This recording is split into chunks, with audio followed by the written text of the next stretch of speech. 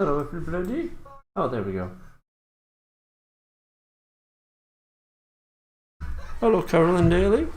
Hello Soda Rashes. Hello Reading 3640 Studios. Paul's Vids, more like Peter's Papers.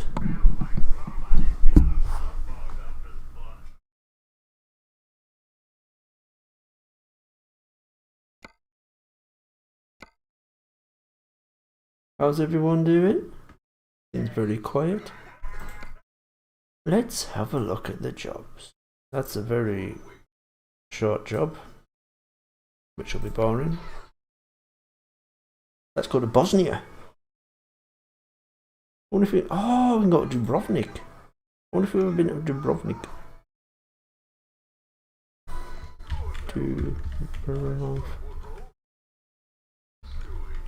Oh, if I can spell it right.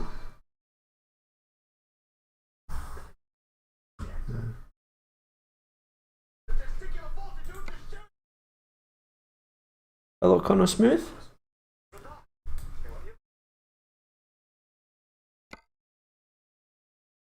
Can you take a trip to the North Pole?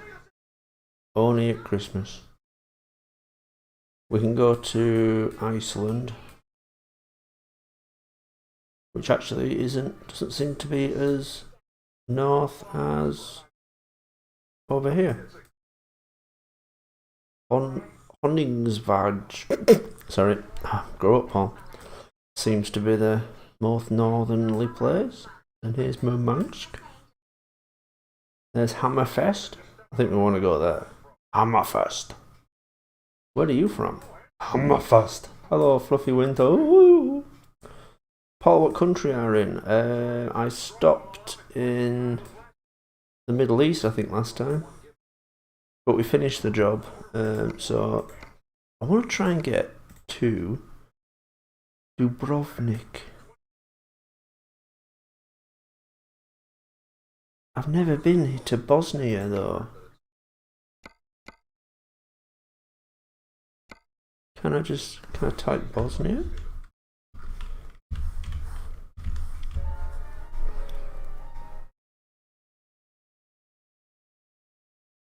Where are you from? I'm from North England. Not Scotland.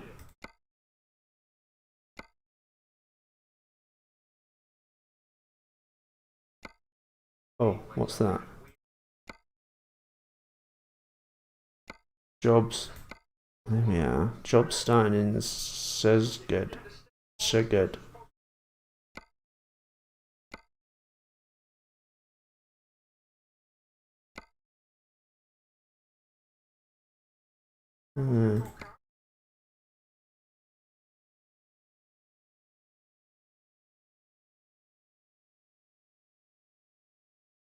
Hello, that's Sonic's guy?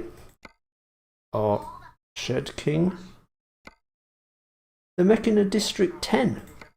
Is that because all these other films have sucked?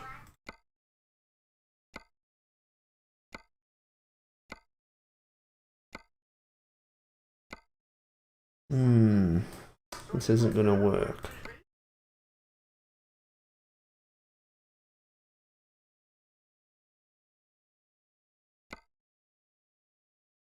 Let's do this, we might be able to get there. I was about to play Take on Sodor. What's Take on Sodor? Is that a game I should try?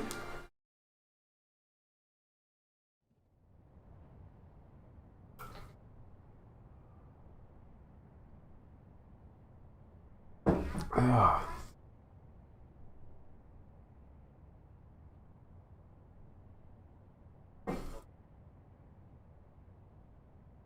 Okay. Let's... I can't remember the controls now. At least it's not a double truck like in America. There we go. I think the way out's over there. Take on door is a Roblox.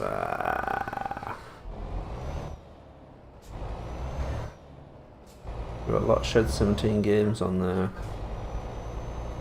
Thing is, I'd have to learn Roblox to... Hold on. Oh, is this going to open?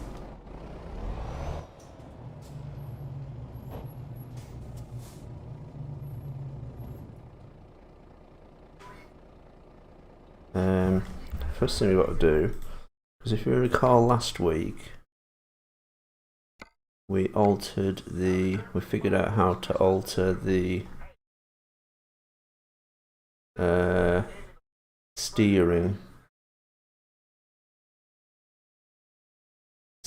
Not the steering camera. Keep that about there.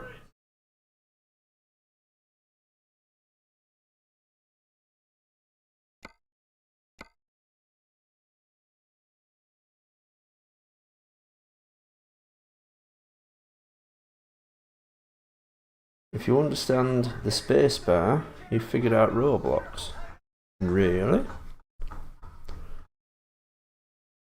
How can you play a complex creation game? There we are. Now I won't crash. Ooh, said everyone. Paul's Magical Truck Adventures. I think they are magical, aren't they?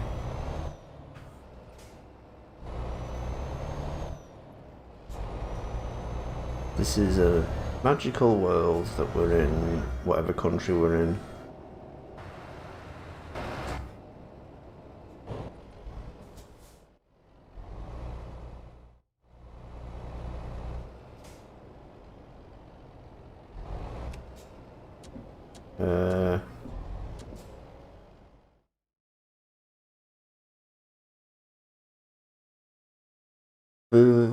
Bucharest.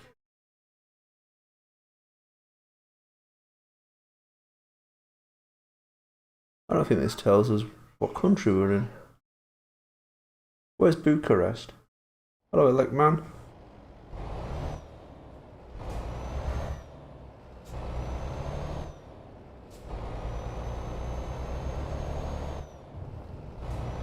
Press to guess. Hello.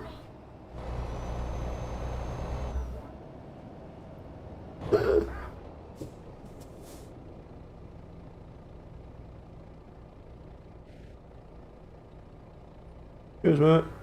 Go on. That's it.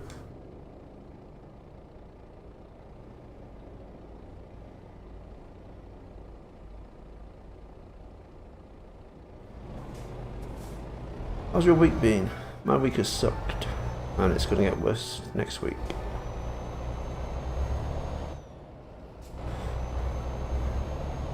Tomorrow, on a Sunday, there's me and my supervisor are in, and she normally does the cashing up, which is a weekly job and takes a long time to do. And I come in later and do the fresh count, which is a big count.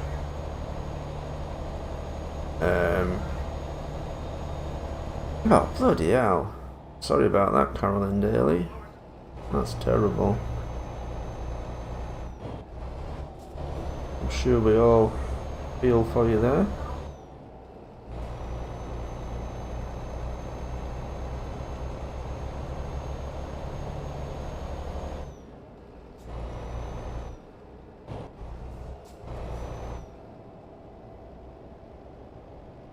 I'm not going to talk about how crap my day's going to be tomorrow now.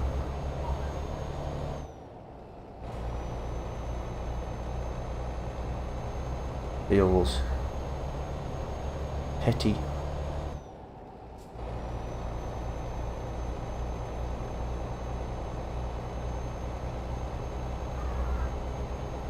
How's everyone's day been?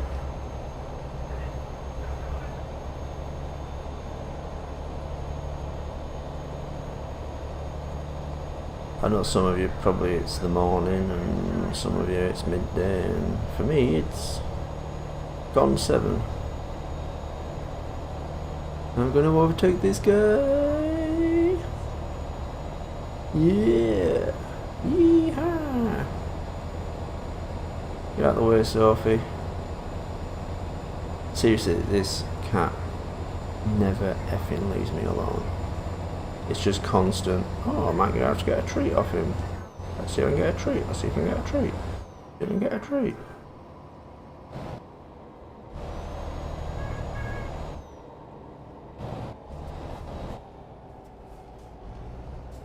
Here's Pleven.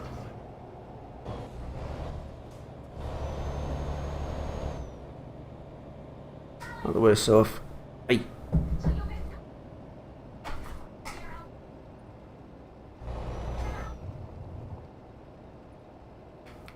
I've got to turn down the speakers.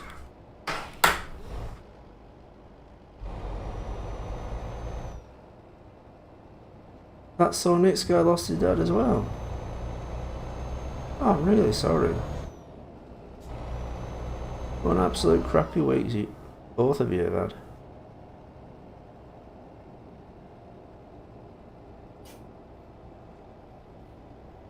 Sodor engines. He's having the side effects of a vaccine jab. If you have bad side effects, it means it's working better. If that makes you feel any better. My mum had bad side effects from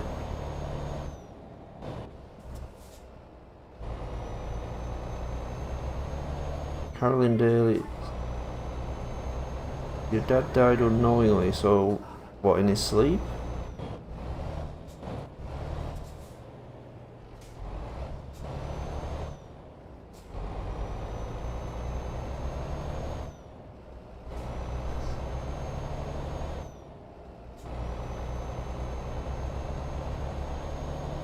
Hi Tubular Animations, SFM. Sorry if I missed anyone.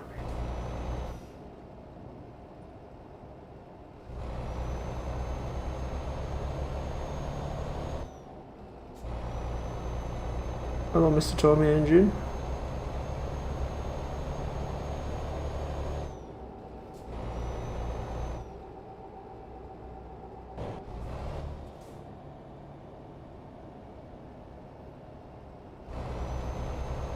Animation says, Paul, you're the guy who inspired me to make Thomas models and stuff. Good, I'm glad.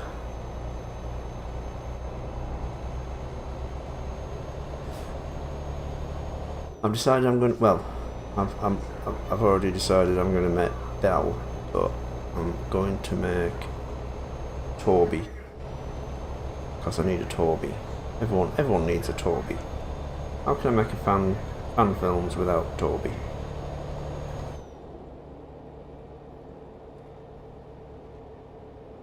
He died when he was putting on his pants and his girlfriend came and found him dead.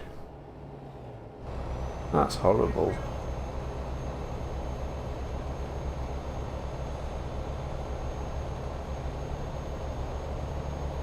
I hope it doesn't sound unfeeling, but at least it was quick. I hope it's quick for me. But I'm still very sorry. Oh, thank you for the screenshots, Buffy Winter. Ooh.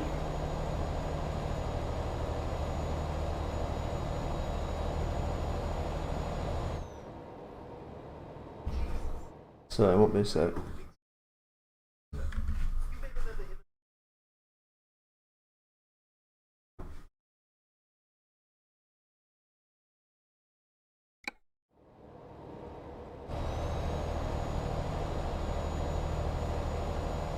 Ah. Maybe you should finish what you were doing, Paul, before you get back on the road.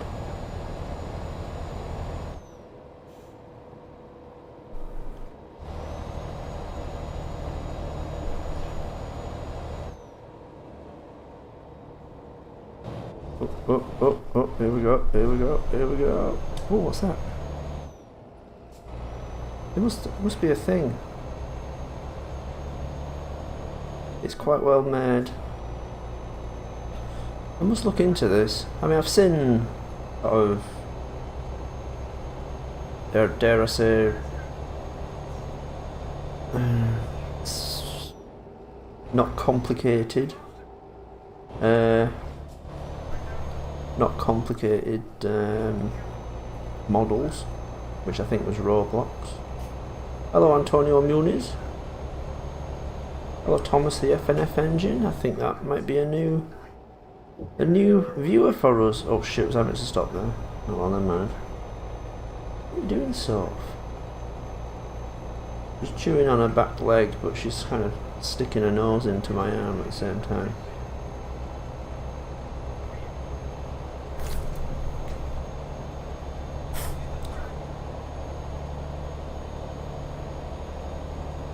Thomas FNF asks, how's life? Not so bad. Today I got an Amazon delivery. This fella was like, he didn't have a mask on. Well, he did, but it was hanging off his chin. To be fair, I answered the door without a mask on. But he's right up at the... Because normally they stand back, they put the stuff out, knock on the door and walk backwards. This guy was right at the door, still scanning the labels. Then goes, there you are, and walks off. And I thought, well, how many people are you visiting today with your mask hanging off your chin?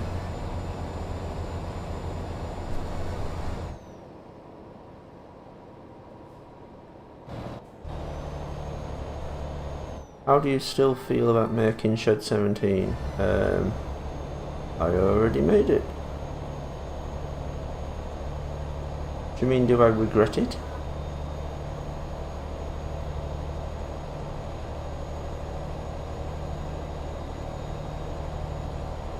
Buffy Wintouroo can now crawl into that giant... giant empty Thomas clone due to curiosity. Ah.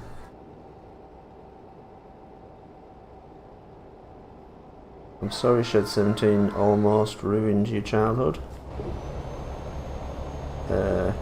Wasn't intentional.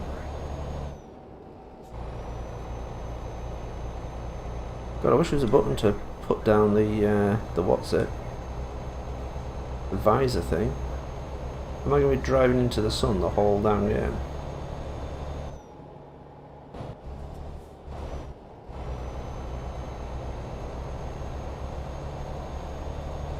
Oh, what do you do with your old Thomas models? They're,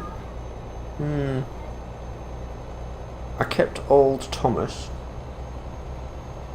Just for, you know, just for keeping it. And someone did, ask to see comparisons, I think, once.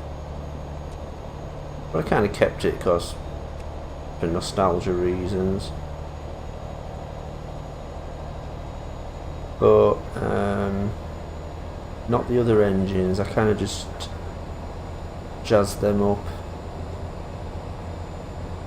You know, the Gordon and Henry and all them were kind of basic. They were all the sizes and everything were all different. Hi Finam99. Welcome to Death on the Road. Hello Maginator? Hello the Maginator. How's it going? That's a new name for our crash watching family.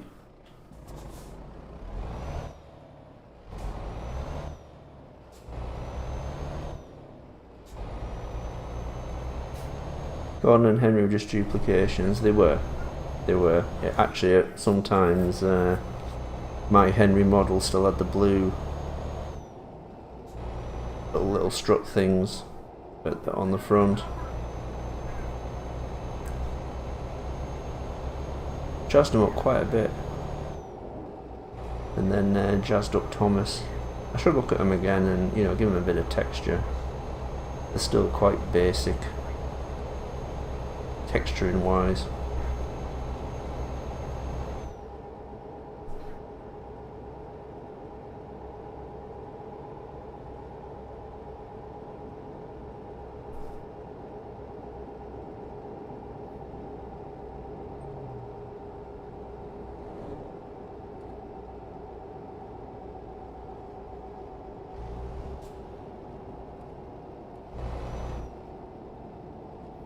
Henry had the... Was that what they are? Splashes?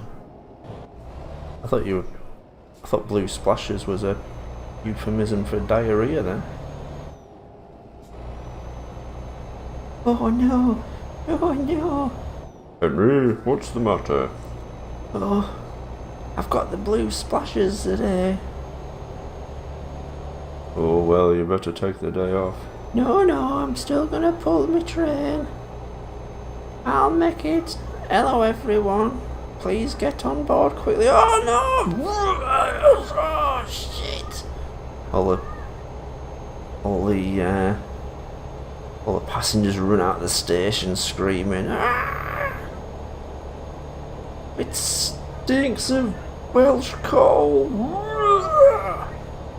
This one fella stays and it's just like, oh, lovely, it takes me back, that does, boy. Oh, takes me back to being in Wales.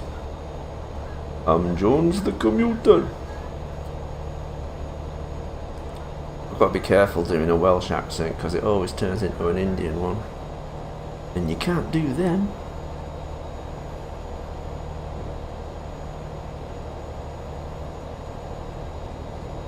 The Adventures of Gordon and Henry. Oh, Gordon, I've got the green splat, the blue splashes. Oh shit, what's this? Okay, let's just cheat. Oh.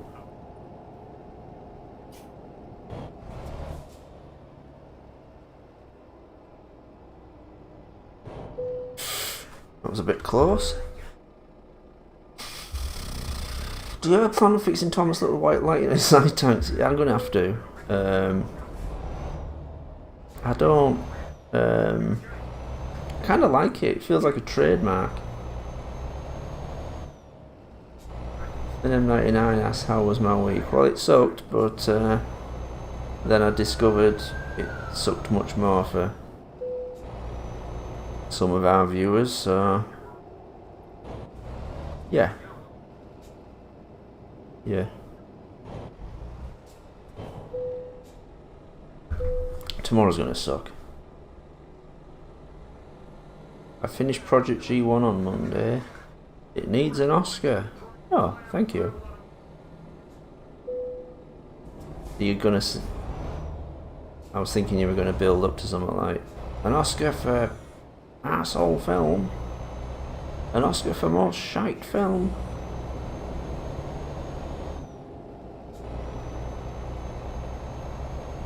The Shed King... No, the Shed King did not have a happy week. I'm very sorry about that.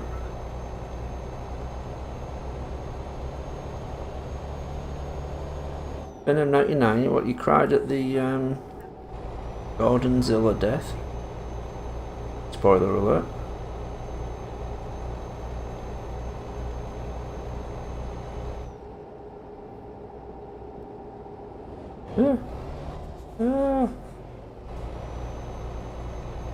My little crossover between...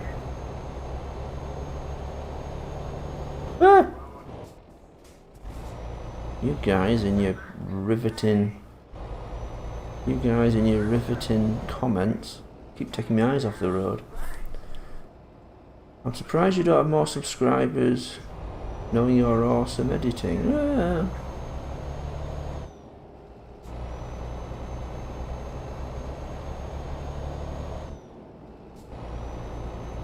I've got a healthy following. I'm not trying to show off.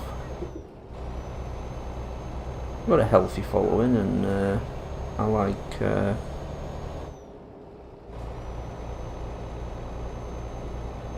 They're a nice bunch, just like on here.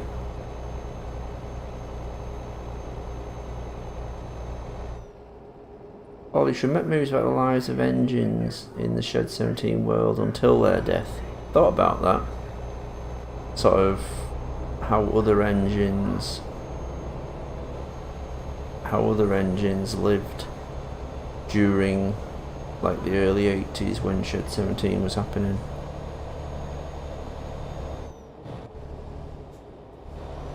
Buffy Winter, ooh, wants Shed 17 bloopers. I think the main blooper I had was my scene when Henry enters the shed with Thomas, and then Thomas leaves immediately to go to Shed 17.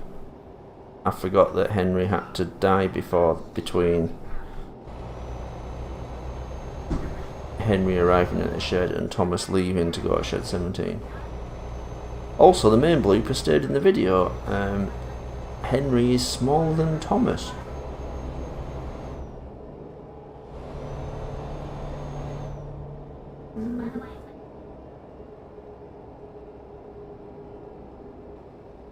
And M99 cried like a donkey. Jesus. I hope people weren't running into the room like, what's the matter?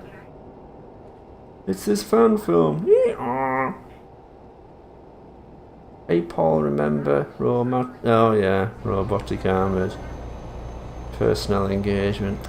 Oh, things that seemed funny at the time. Oh, me with hair. Those were the days.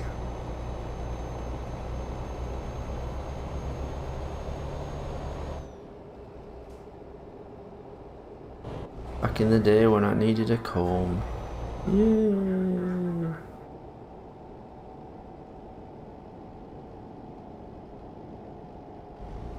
I could imagine Keith just trying to keep a straight face because someone's activity trying to make him laugh.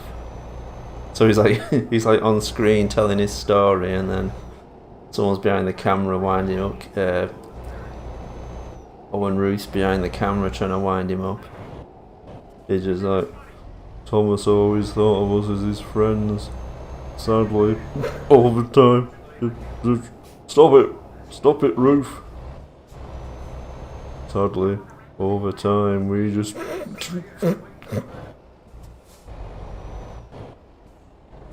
It's him. He's trying to make me laugh. Sadly, all the time we just came to think if it was just.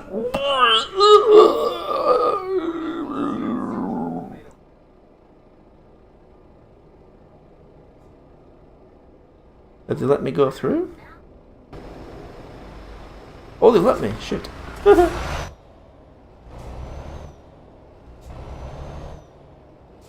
Oh, you fucking asshole.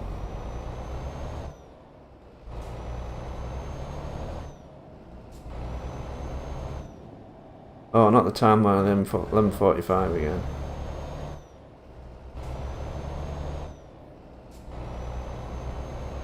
What about the Flying Keeper timeline?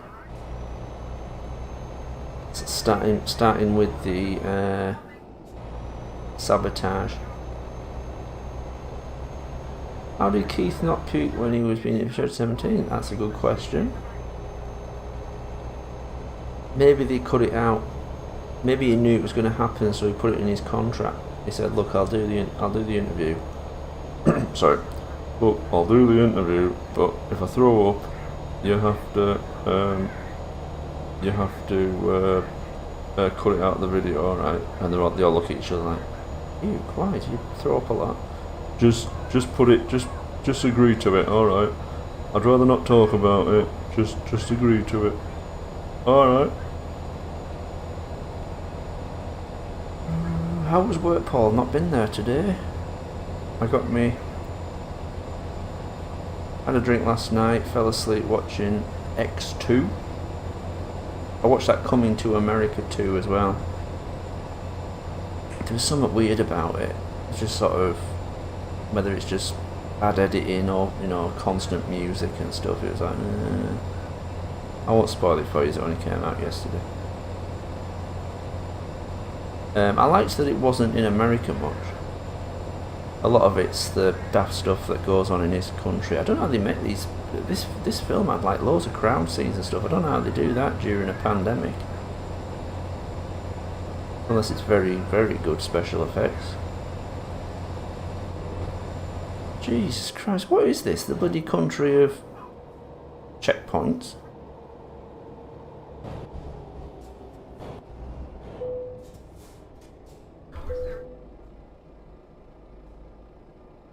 Why do I want so bad an hour of Keith puking on the table? I'd have a bloody sore throat after it.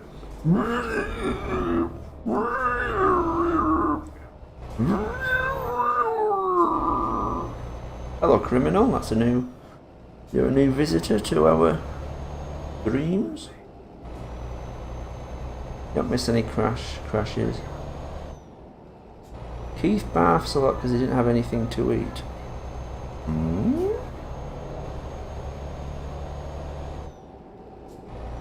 You ever done that where you haven't eaten anything all day and you feel ill, but you know you can't throw up because you haven't eaten anything? Do you SCP Foundation? What does that mean? Criminal. Are you smooth criminal? Smooth criminal. Oh yeah, so woke up, felt a bit rough, and then I was waiting for a delivery.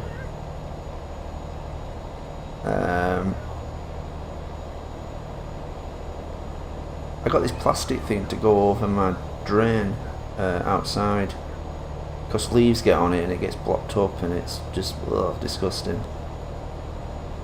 I won't go into it, but Christ, it's disgusting. Maybe he's dehydrated, maybe he is.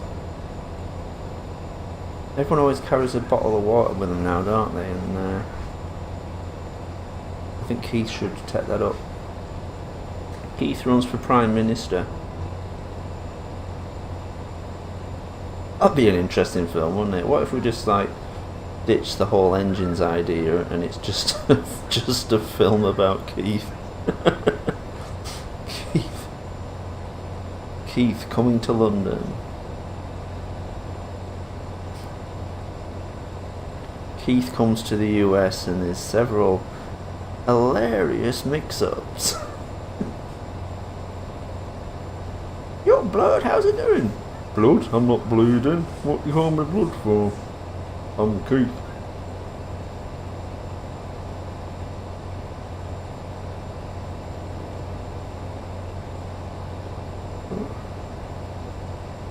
I once had the idea Thomas's fat friend was Percy. Ah, yeah. I don't know if I've heard that idea before. I don't think I have. Keith runs for Prime Minister.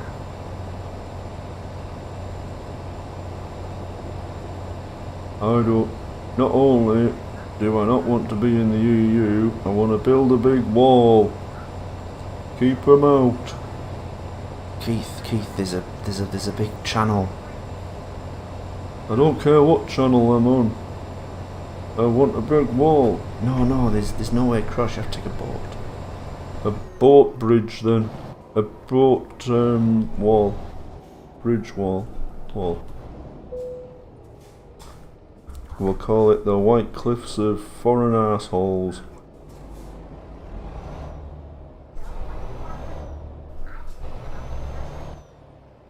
Oh, Sophie, you fucking stink. Oh, she's been to the train, just come back and fucking reeks. God. Are you shitty?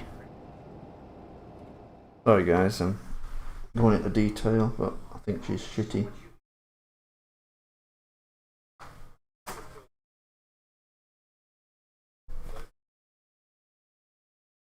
Oh, you are as well. Oh, God. Should I put the webcam on and you can see me wiping Sophie's asshole? For those of you who don't know, it's a cat. It's not the wife.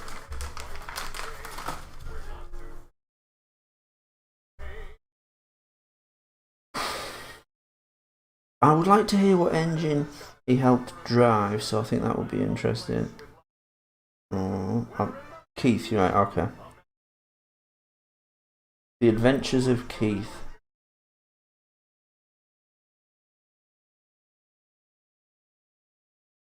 Alternate ending, fucking hell. For G1, Hans Goetze shows up to comfort his son. I always thought his name was Billy. Whose name?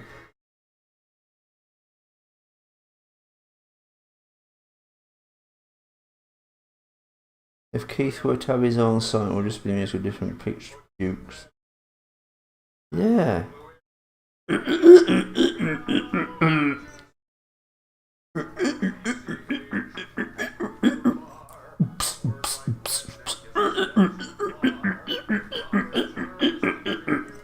Jesus, can't keep that up.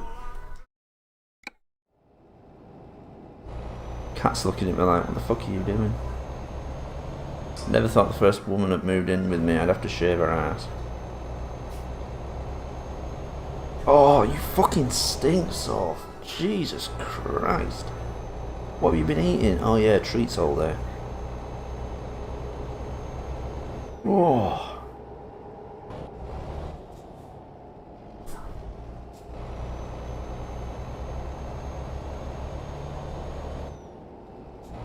My favourite scene in Prodigy was the scene of the passengers in Annie and Clarabelle. Jacob Jarrett's idea was the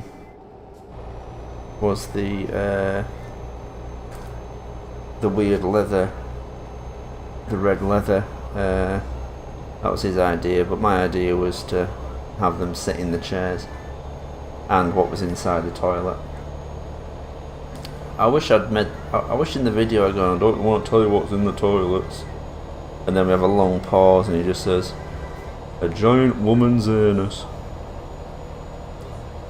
But that's just me being crude. Oh my god. Oh. What fuck? This is actually ruining this game. I think I want to find a mod that just gets rid of these. Fucking hell. I know it's realistic, you have to have them, but it's a pain in the ass when the roads aren't as long as they are in real life. Let's make this game like with roads as long as real life. I can imagine Gordon doing multi-track drifting. Wow. It used to be some Scalextrics, didn't there, where you could change lane. I think you press something and it jumped to the next electric track. Oh fuck, Sophie. I don't know. Oh, I don't know if she's farting. I keep getting these whiffs. I think it's because she's wafting her tail at me. She don't care that I'm telling everyone. She's like that, what do I care? Oh, right on the side of the road. Okay. I'm assuming that means go this way. Logs. I think that's what Sophie's left. You should try playing I'm Taking You Brazil on Roblox. I can also see Keith playing Alec Baldwin's character. I can imagine him going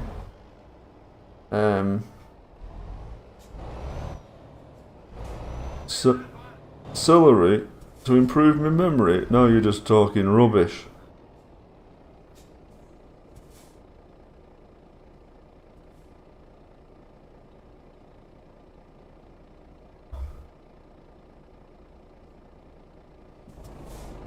Oh, Criminal's back. SCP Foundation is a Monsters Corporation. What's that from? Whoops.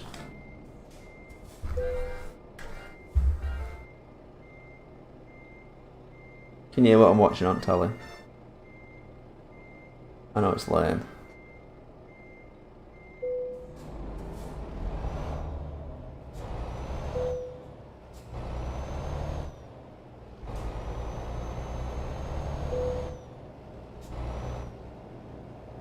Please drive on the right. Fuck off.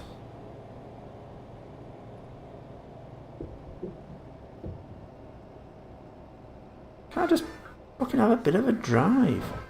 We're not going through Europe again. If you had moving figures from all the Thomas characters, like the TV series, so real life models, I always had an idea to do, if I had like access to a big train set, model railway, and I had the who makes the really realistic models? Oh, someone showed the collection on Twitter. Can't remember who makes it now. Yeah, it's Family Guy.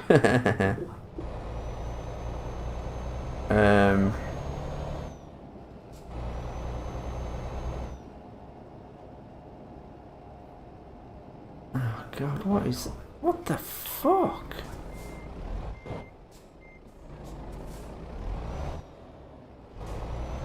What was I talking about?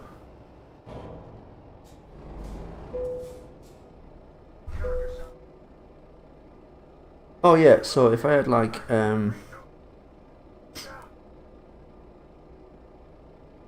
if I had like proper models and, you know, access to a model railway, you know, with sets and stuff, I'd want to do my Thomas versus Predator video, and I don't know whether the Predator would be an alien engine, or I'd find some kind of action figure for... Oh god, she just got up and like, I got a fucking whiff again. Sweet Jesus. Fucking hell. Oh. Sorry to keep dwelling on this, but fucking hell.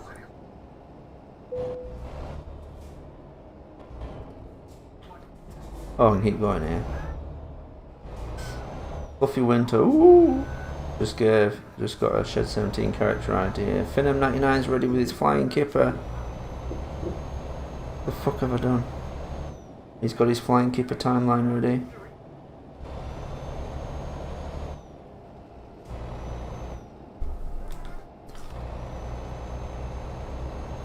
It was morning on the island of Sodor.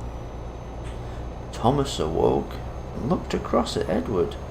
"Good morning, Edward," he said. "Good morning, Thomas," answered Edward. "Ready for the day?" "I surely am," said Thomas. "Oh, he's always so bloody bright and early in the morning." Thomas looked across at Edward. "What did you say, Edward?" "I didn't say anything," replied Edward. "You must be hearing things." As Edward went away, he said, "I'm pretty sure I just thought that. I didn't say it." Thomas was confused. He set off to the station. "Hello, Annie and Clarabelle." "Hello, Thomas. Hello, Thomas," answered Annie and Clarabelle. "Well, he took his bloody time." Thomas stopped again. "What do you mean? I'm dead on time." "Oh, we didn't say anything." Thomas was confused. "Good morning, Thomas," said Sir Topham Hatt. "Hello, sir," answered Thomas. "He looks bloody filthy again. He needs a bath." Thomas was about to set off and stopped. "What did you say, Sir Topham Hatt?" "I didn't say anything. I said good morning." Again, Thomas couldn't believe it. Soon he came across Diesel, the wise old engine. "Diesel, something very strange has happened today." "Hey, Thomas, I'm very pleased to see you. I can't stand that blue engine." "Why not? Why don't you like me?" Eh? I didn't say that. I said I was pleased to see you. "Diesel, I've got this problem. I'm hearing what people are thinking." Oh, Thomas, it's all just part of growing up. Has no one told you that when engines go through puberty, they develop telekinesis? No, it's not telekinesis. They develop telepathy. Thomas couldn't believe it. "You mean I can hear what everyone's saying?" Yes, little Thomas, and it's just going to get worse and worse. The next morning, Thomas went to take his train. As he arrived at the packed station, he could hear everything everyone was thinking. "Oh, he's finally turned up. I wonder, I should have worn my other suit. I'm going to chat up that lass over there. That controller's big and fat, isn't he?" Stop it, everyone!" Thomas's ears started to hurt. He could feel his middle ear stretching out and causing him great pain. Stop! He couldn't help himself. He had to leave. He had heard everything.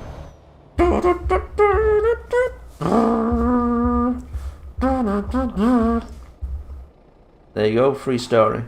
I should do like they do on the kids BBC channel, where They read stories to the kids. Bedtime stories. I could read Thomas stories that I make up as I go along.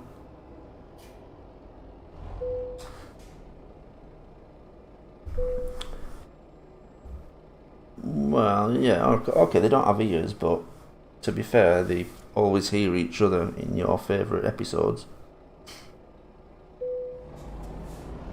Hey Paul, if you make a Thomas Halloween special, you'd have the Fat Control dress as Dr. Robotnik. Yeah, that's a good idea. They could dress up as other things other than Halloween characters. I'm kind of old-fashioned. I still think they should do Halloween characters.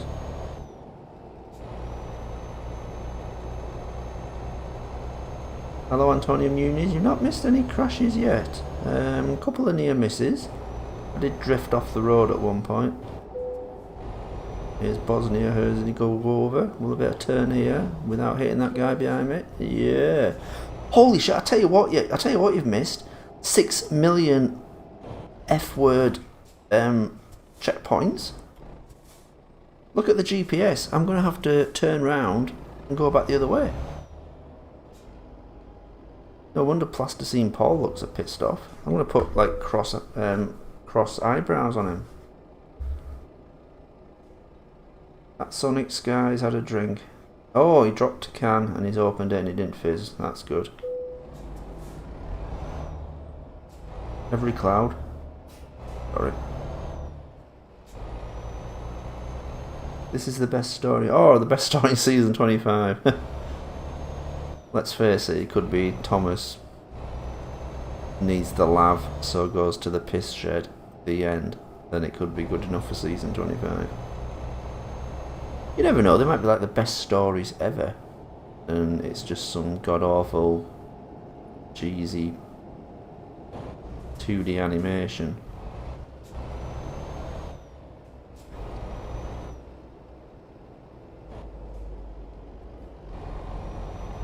When that series, you'll know when that series starts, because wherever the Reverend Audrey's buried, you'll hear this. It's him spinning in his grave.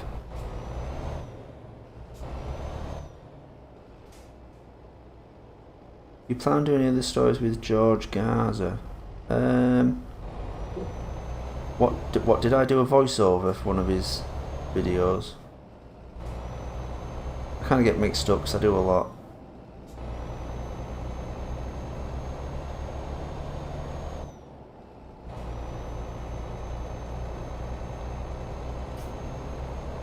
You're not going to start telling me he's done something offensive as well, do you? Because we upset that lad last week. I don't want to start accusing people of stuff when they're not here to defend themselves. Bambi and the Ghost Train. Oh! He does the crossover things, doesn't he? It's Bambi and... yeah, Bambi and... trains. Not the first thing I'd think of if I was doing crossovers, but there you go. What would you cross over if you could? Come on everyone. What would you cross over if you could make a series? I would do... Wait, do I need petrol? No, not so bad. Actually, I don't think I can get it from there. There's a little kennel there, did you see that? If we'd waited, would a little dog have run out?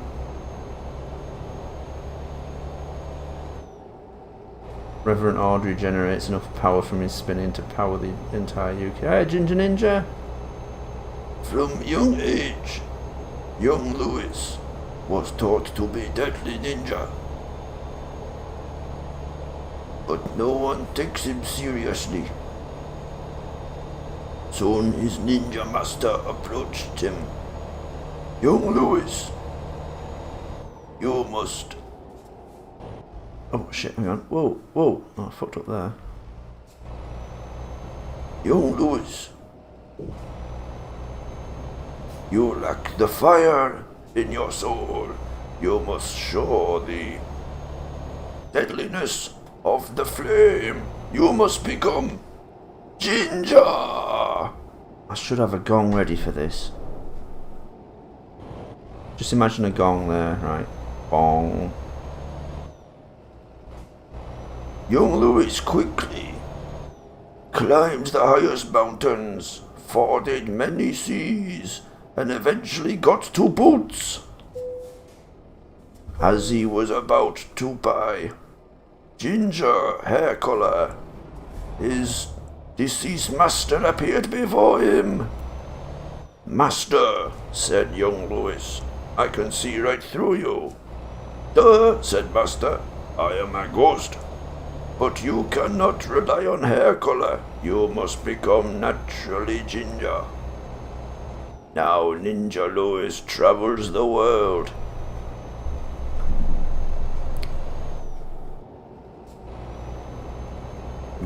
Righting wrongs and hoping each leap will be the leap home. And each mission will make him ginger. Bong. Sorry, every time he comes on, I've got to do that. It's really embarrassing. That Sonic guy just sent me something on Twitter. Hold on. So, get out of the fucking way.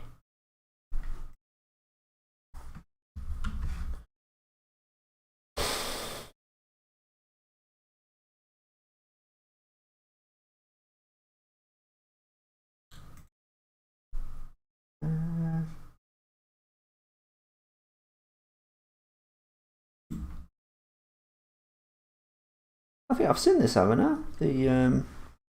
Hold on.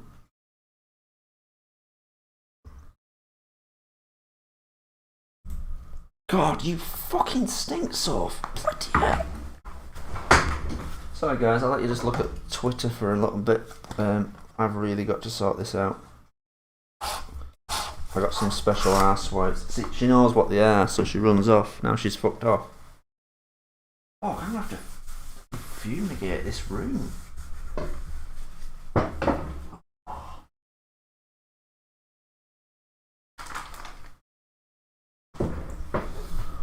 Whew, what do we think of this, guys? Hey, what's the matter, guys? Holy shit, she could... If I had a pet canary, she'd murder it. Fuck.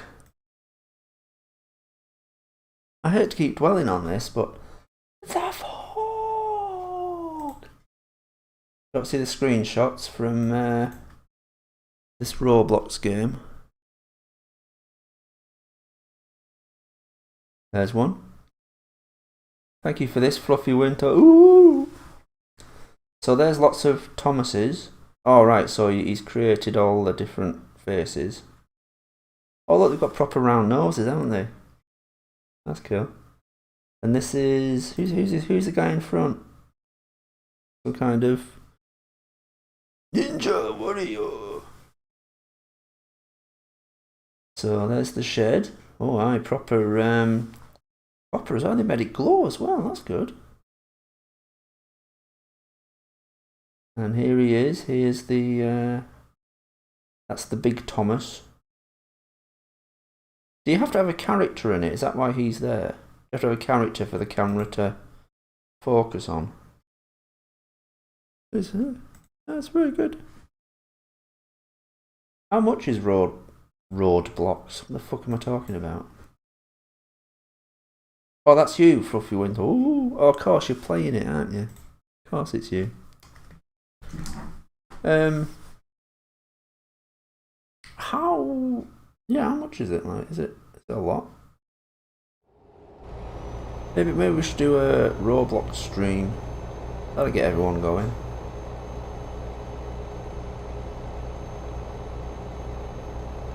You're going to show the PC setup you have. I can just tell you what it is. Roblox is free.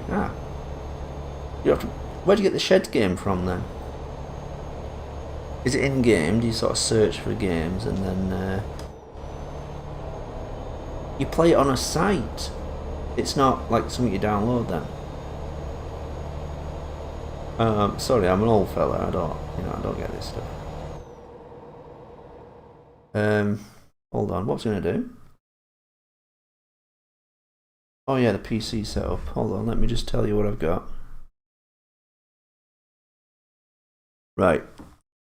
This is a AMD Ryzen 7 3700X 8-core processor. I've got 32 gig of RAM.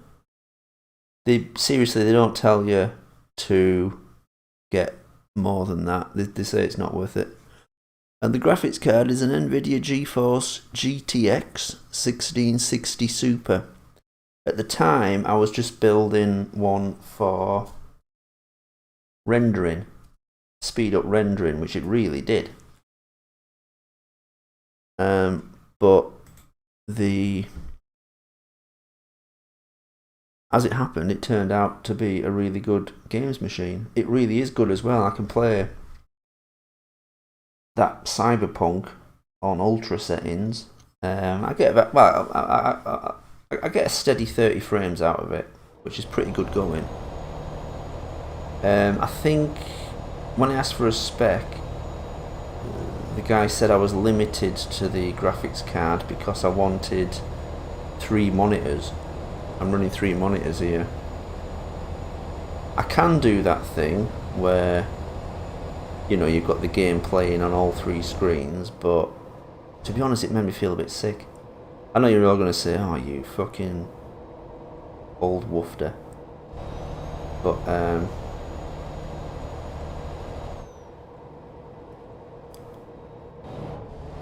it's kind of a faff. You've got to set it up and then start the game. And who sees it, you know?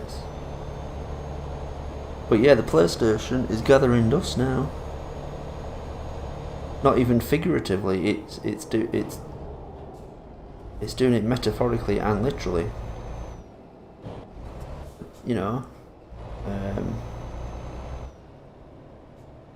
Don't need it, and it's not convenient to be go into the living room, put the PS4 on.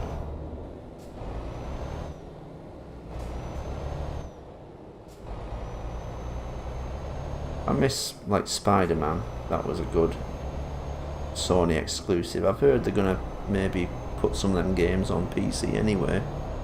I hope we get Spider-Man. That was fun. Okay, what else are you gonna say? Right, at 12 minutes past 5, the train passes Knapford Station. Oh, I bet it stinks of fish. Oh, FinM99's got it wrong.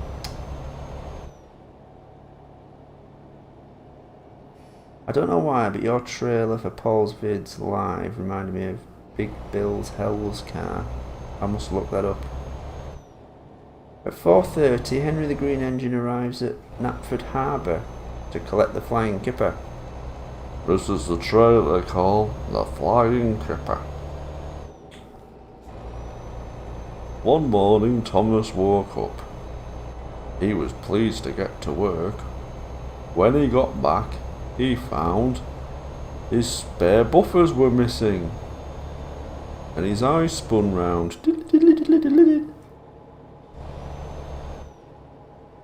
When Gordon got home, he was surprised. His dome collection had gone missing. All the engines went to see the Fat Controller. Oh, don't you realise? Sodor Railway is an equal opportunities employer. That's why the narrator is a Scouser. Oh yes, said Thomas. They're all thieves. I've missed the turn here, haven't I?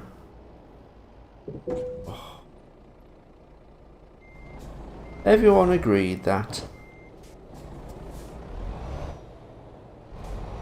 whether a Scouser or just a plain kleptomaniac, everyone has the right to work on Sodor Railway. Hope there's no Scousers listening to this. I'm only joking, it's actually a nice place, Liverpool.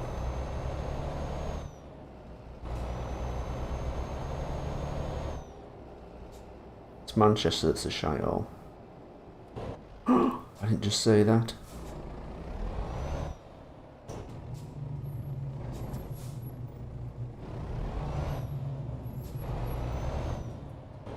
Well, I think that was a successful trip. If this isn't excellent, yes.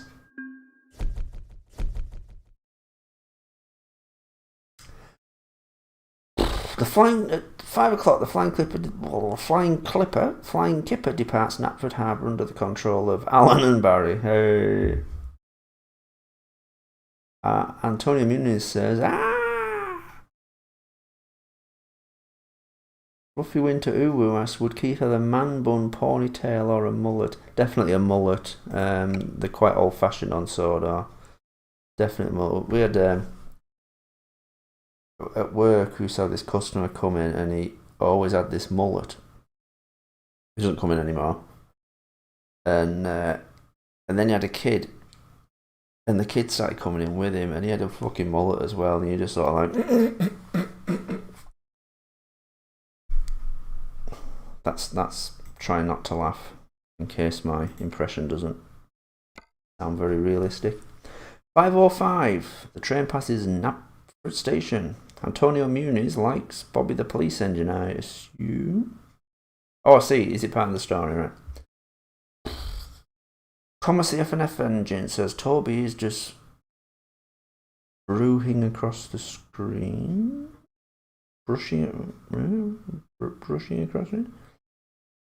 Colin Daly says when Gordon came back home, he came just to find Henry having with Edward. For a Rolly video. Remember Rolly's Christmas where he's not invited to the party and they're all going crazy? I want to try and get to Dubrovnik. Wait, is that day jobs? No, they're not. No. We might have to do a free roam from there and go via Dubrovnik. Yeah, let's do that. I just want to see it because it's absolutely like amazing. This spot by the sea. Let's do this one and we'll go past Dubrovnik.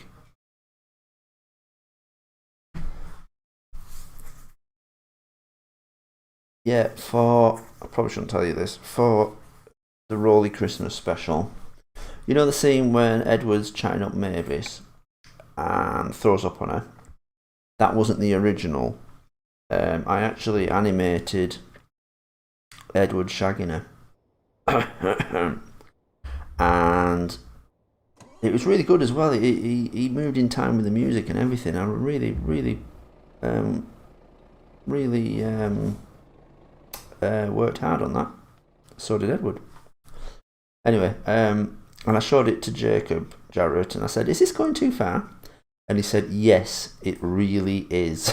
And I was like, and as soon as someone says it, you're sort of like, oh God, you're right, it is. So, yes, how's this going to work?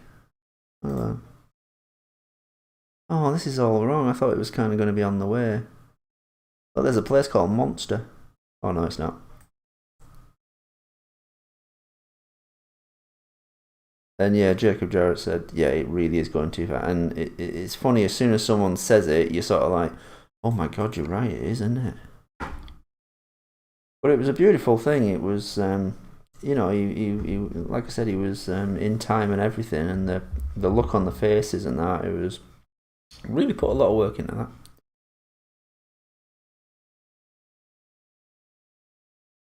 At 5:15, Flying Keeper passes Lower Tidmouth Station. 5:18, Flying Keeper passes Tidmouth Station. At 5:23, the Flying Keeper passes Ballahu Tunnel. Antonio Muniz says you should do a Thomas and Friends scream compilation of all the screams that have been put in your videos. I'm sure someone's already done that. Thomas F&F Engine asks, I know this will sound stupid, but would Edward want to have a girlfriend and get a or still practice for a play? I'd like to think Edward plays for both teams. God, why am I talking about this? Anyone who doesn't know about Shed 17 is just interested in trucking might click on this and like, what the fuck are they talking about? Nicholas Ortiz, hello. I don't think we've said hello to you yet. Can Toby the Tram Engine be in episode 5? I'm going to make him. He kind of has to be because of the story I've got. And so does Belle, so I'm going to make her. I think I might. But what do you think? I might do it as like a model, like a live stream. Model it as I'm streaming so you can see it being made. I've got faces for Toby. I haven't got any faces for Belle though, so I'm going to have to look into that. If you guys have any ideas about getting faces, I'd be most grateful for any advice. I'm going to sneeze. I like to think Thomas is neurodivergent. Right, what does that mean? I don't think we've said hello to the Sawdor engines either, have we? Hello.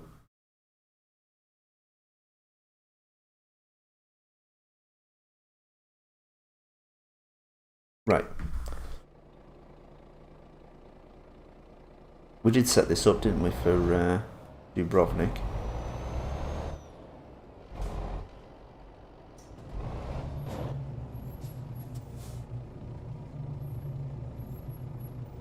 Belle was only CGI, I don't need a lot of... Well, I might be able to make it. I might be able to get it from, you know, the film she was in or the series. I'm assuming she's in the series as well, is she? There we go.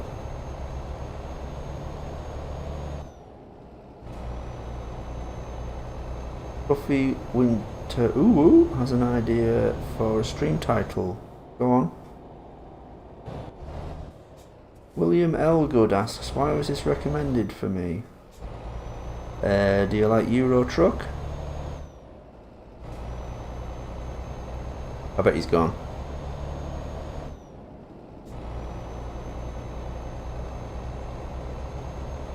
Just in case you don't realise it, I made quite a bit of... I got a bit of a following for some non-live videos that I made. So the conversation tends to be a singular subject.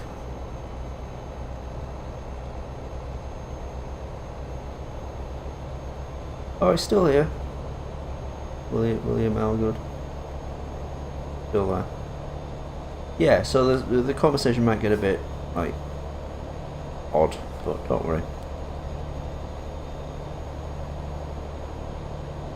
These guys like to, just so you're in the loop, these guys like to send really long messages which I'm then reading and then crash because I'm not looking at the road. Which is a lesson for everyone. At 5:28, the Flying Keeper passes Crosby Tunnel. FinM99 knows the whole... he must be an expert on the whole sort of Sawdor map. Did that open? I can't remember. What the hell? Let's go for it. Yeah, it did.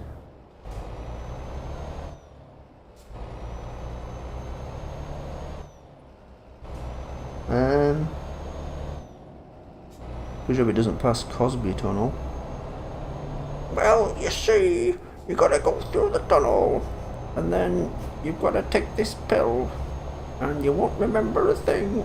You see.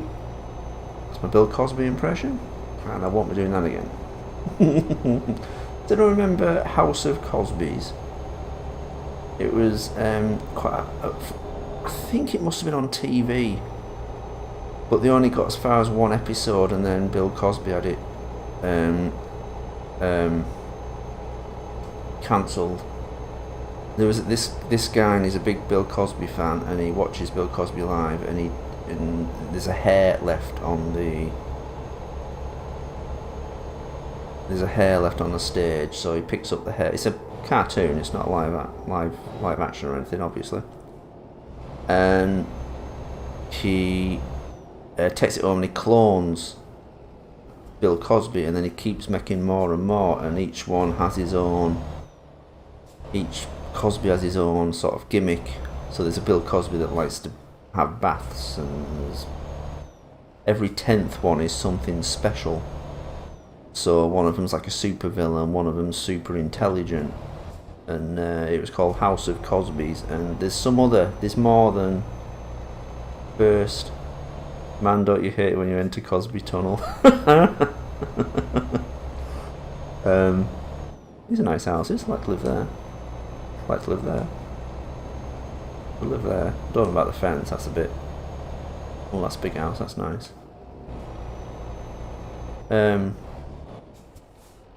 the other episodes, I think because it got cancelled, they put the other episodes on TV. I think that's what they did. It could have just been an internet only program. That makes me want to look it up now. I know I'm not looking where I'm going. That's the theme as well. What's that you say, William Elgood? Oh shit!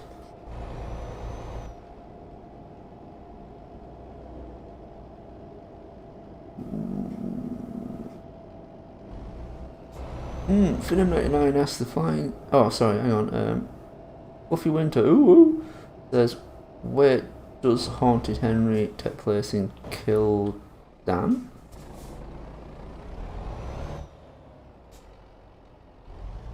I know you don't make reactions, but could you please react to Shed 420, which is a YouTube poop show? Oh no, I've seen them.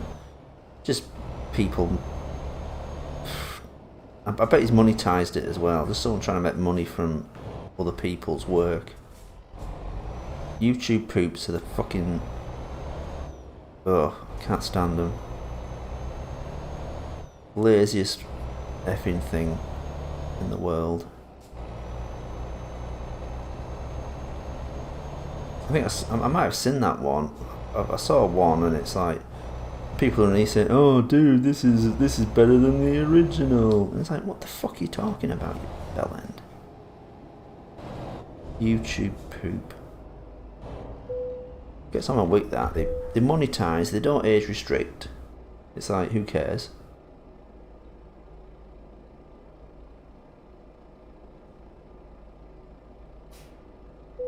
Venom99 says at 5:34 the flying keeper reaches the yellow signal. 5:36 flying keeper passes Wellworth station. What does a yellow signal indicate? Isn't red stop and green go? Hey, gringo! Sorry, I won't do that again either. Recall this stream. Paul and his controversial accents.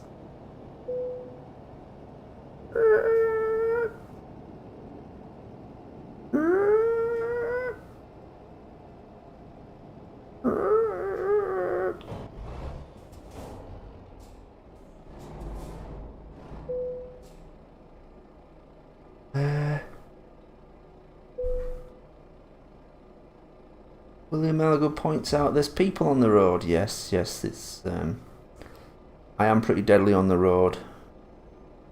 I'd be good on I'd be good at rally driving, wouldn't I? There'd be like so many deaths on the viewers, the spectators. I'd be aiming for them and that.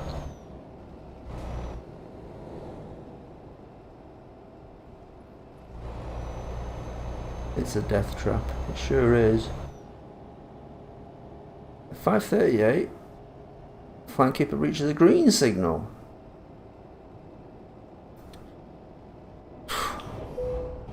Tell you what, I can give you the timeline for this video. At 20:51, Paul reaches another checkpoint. At 7th, whatever it is, 20:52, Paul reaches another checkpoint. 2 minutes later, Paul reaches another fucking checkpoint. Fuck. That's what happens when you read a comment saying I'm waiting for something bad to happen. Fuck off, Tesco. Your fucking phone signal's shite. Gringo Star, brilliant. Has no one ever made that joke? The Mexican version of Thomas the Tank Engine is narrated by Gringo Star. That'd be awesome.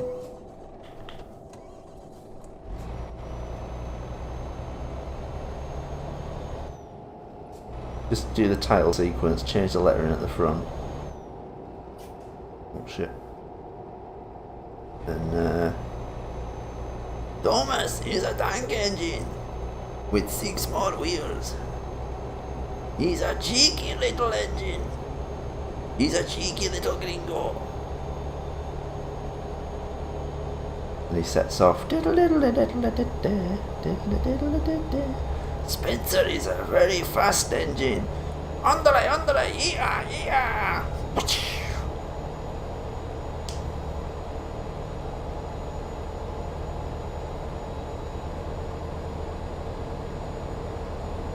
Flying. Oh, sorry. Right. God damn it, internet's playing up again. That's on it. Guy's got some bad internet. My mum and dad had that. So the day, yesterday. They turn the router on, off and on. Turn it off. Wait 30 seconds. Turn it on. You never know. It might work. Just to think I did that. Yes, you did do that, William Elgood. I think I'll play Skyrim. The only thing you can crash there is a horse. Well, I suppose I could walk off a cliff or something.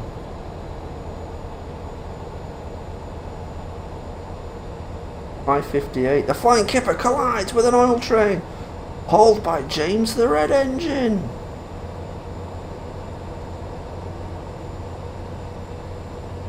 Sodor engines. Paul and the controversy and other stories.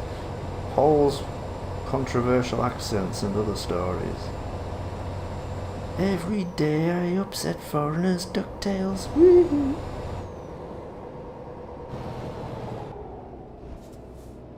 Mexico just cancelled Paul DuckTales. Woo-hoo. He'd better not visit Wales, DuckTales. Woo-hoo. He wouldn't go to Liverpool anyway, DuckTales. Woo-hoo. Sorry. Imagine if Project G1 had the Infinity Gauntlet. It could make all the people disappear and it'd just be engines. Where am I supposed to go? Oh, right, okay, that's a weird one. Just clicks his fingers and engines are just what's left. No more Keith, no more Ruth. No more Act Controller.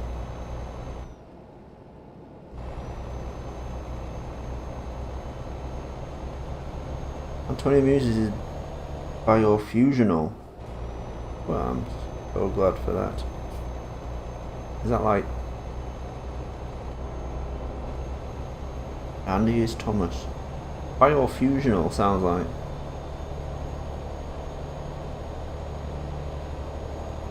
It's when you don't identify as an engine or a human. Can you just write down what you are here? Oh no, I'm biofusional. Oh, okay. That sounds one of them sensors. Everyone put down religion, biofused. We'll turn it into a religion, and finally I get paid. No, I can become tax-free. Oh shit! Oh, damn! Oh no, I did miss him. Just the engine went.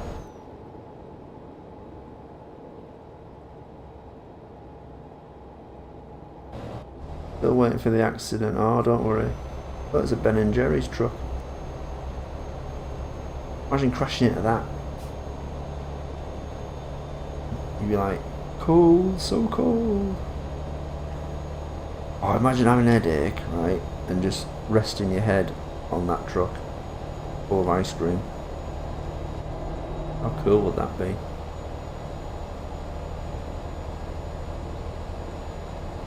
Keith gains superpowers. Super Keith. Here's a question for you all. What superpower would you have if you could have one?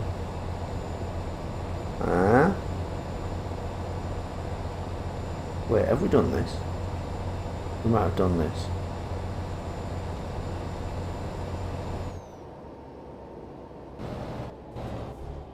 So I'm right, you only watched the start era of Thomas, yeah.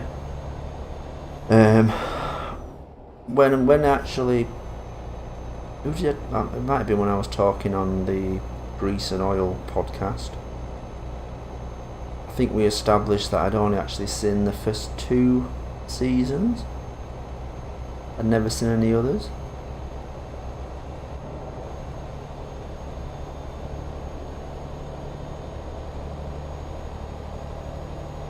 I've seen a bit more now.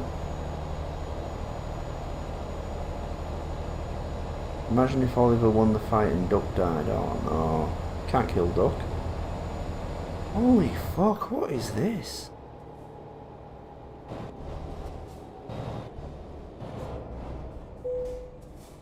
I mean, I appreciate in real life there's a lot of these, but...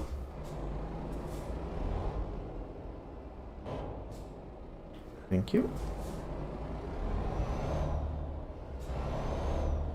Al was killed immediately. I thought you said AI then.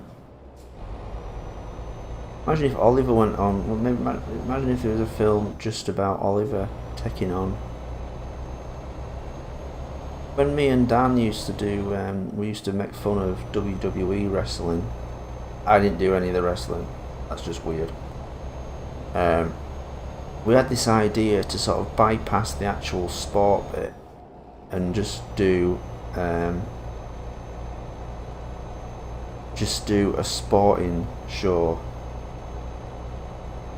like a Sky Sports kind of thing, just doing the build up to like a boxing, a boxing match, fight, whatever, and not actually film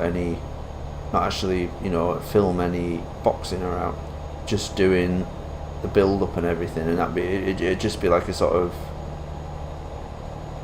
a front to put in, daft adverts and daft interviews and all this sort of like, history of this boxer and things like this. You could do that with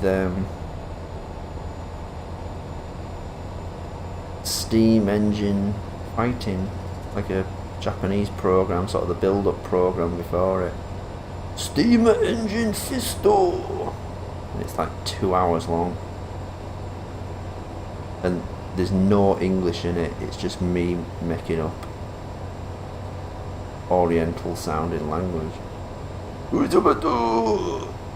Toby Oliver with the Thomas Blue Tank engine. Oh, Henry Tenda.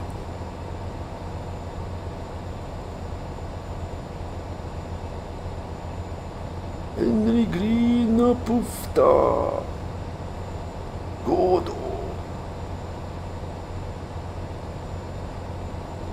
I was thinking about that fused hams, that steamed hams that someone suggested last week.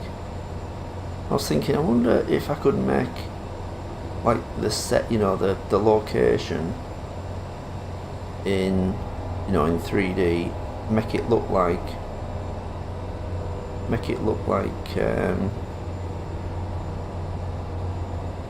or make it look Simpsonsy, and then put Keith and Owen Ruth in it. But I thought, nah, I've got to get on with another PC Adventures. Can't just keep making up rubbish. Besides, it's like about 100 years out of date. Colico. What? Stop reading the signs of trucks, Paul. It'll make you crash.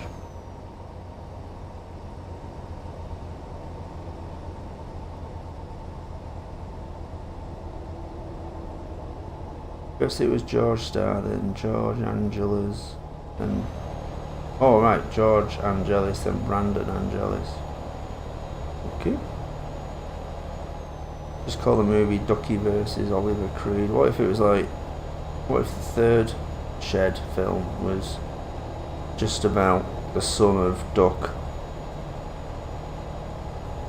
wanting to fight the son of Oliver who died in the second video,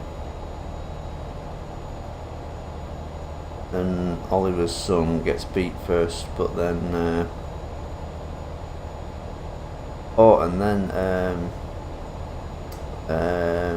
Hugh Jackman turns up and he's like, "Alright mate, I'm gonna teach you to fight Duck's son, Duckling."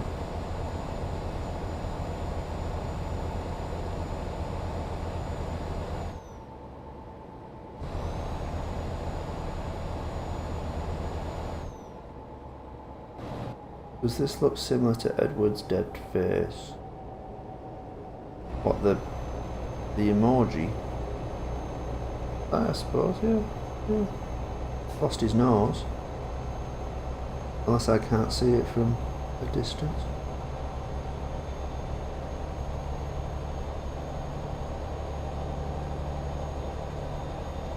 Oliver's trained as Mickey. Get up, Oliver, you bum. Do you know, in the original Rocky script, Rocky was gonna go out. Rocky, you know, he's in the middle of his fight, and suddenly Mickey starts getting all racist. So it's like, "Oh, you've gotta beat this N-word and all this," and Rocky kind of learns a lesson about how people are sometimes not what they seem. Kind of glad they kicked that out.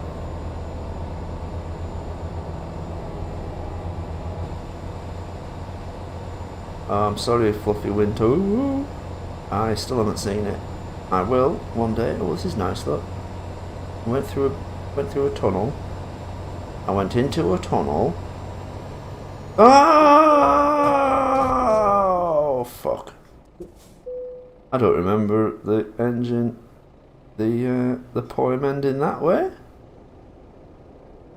Check the clock. It's 1:29. Ok.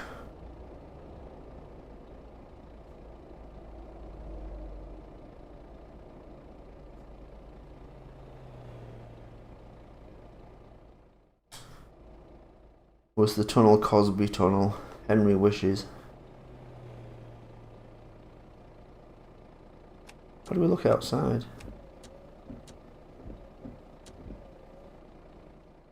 Maybe it won't let me.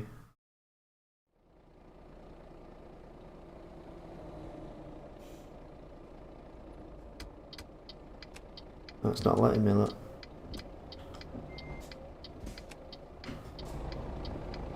Go on, flip over. Go on, like GTA.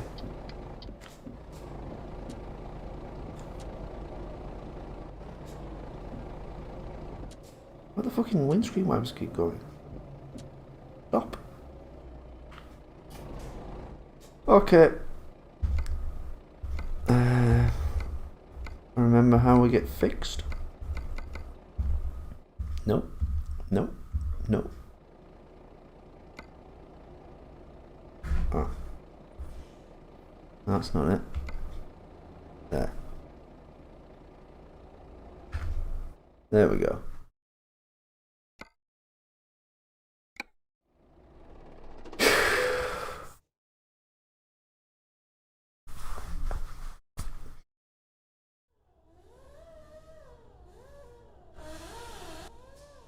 One morning, Thomas woke up. He was eager to get to work. Next to him, he saw Edward. Good morning, Edward. Why am I steering like that? Still steering left. Fuck.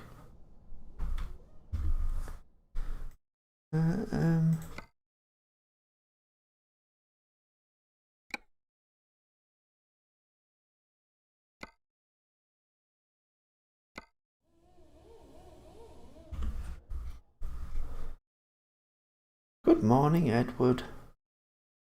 Good morning, Thomas. How the fuck are you? Thomas was shocked. He set off to the station. There he came across Gordon.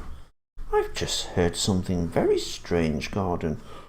Oh yes, what the fuck was that, Thomas? Answered Gordon.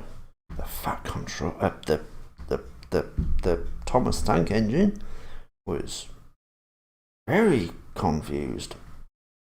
He set off to pull his train.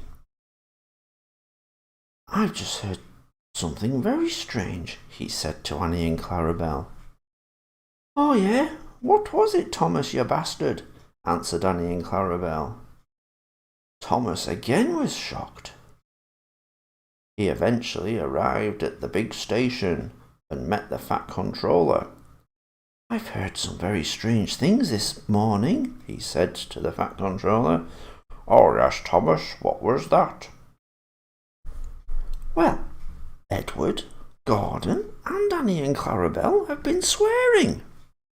Thomas, don't you realise we're an equal opportunities employer? And that's why we've hired a new narrator with Tourette's. Thomas was relieved. Oh, thank fuck for that.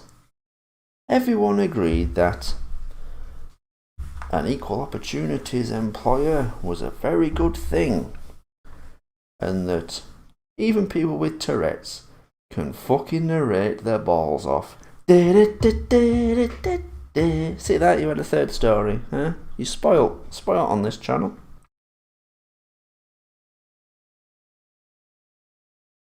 Paul reads stories.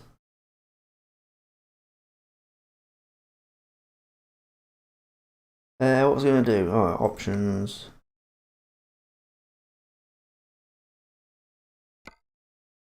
Now what we've got to do... Oh, I can't do it on this.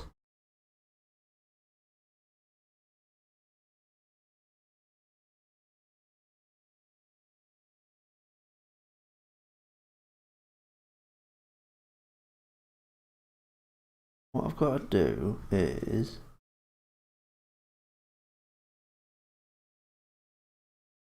It's the dead zone here. I've got to fix this, but it won't let me.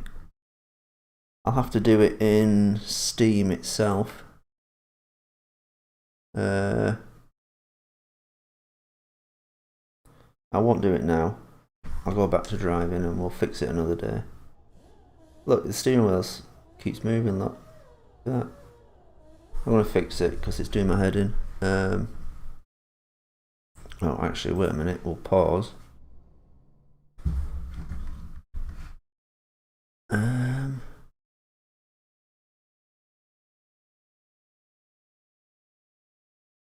watch Henry and Gordon again.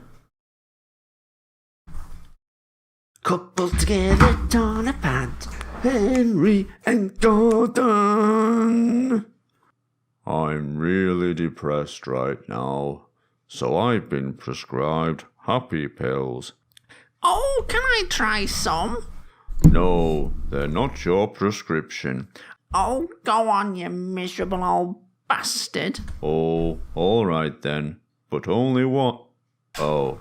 I'm Henry style, chop, chop, chop, chop, chop, chop, chop, chop, chop, chop, chop, chop, chop.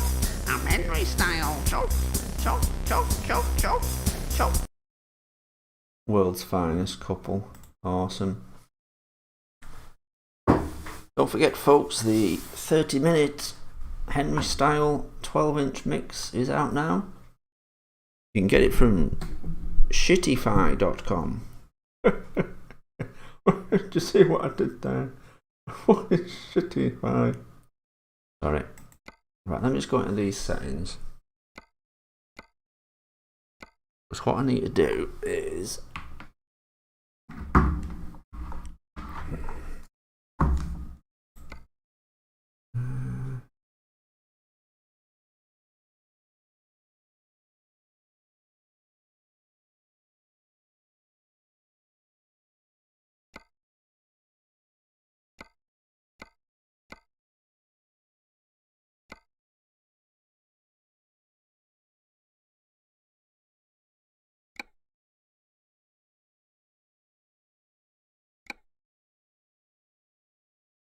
Sorry about this.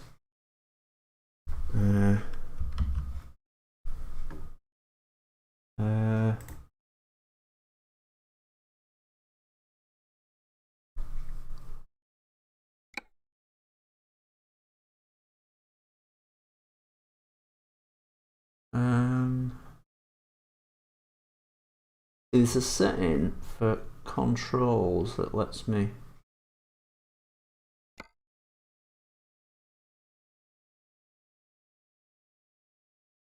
change it in Steam.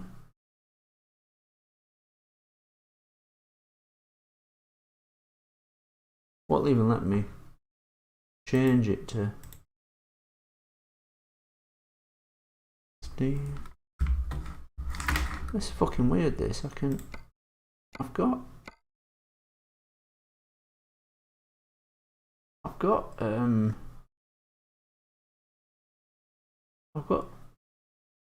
set.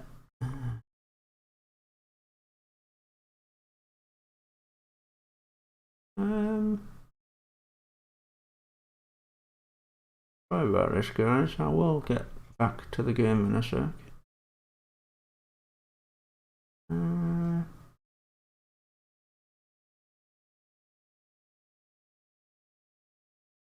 There's a setting somewhere for changing the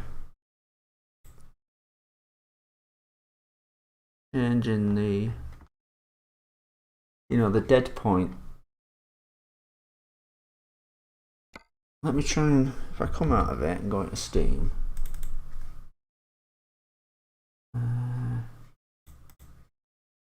Here's my library.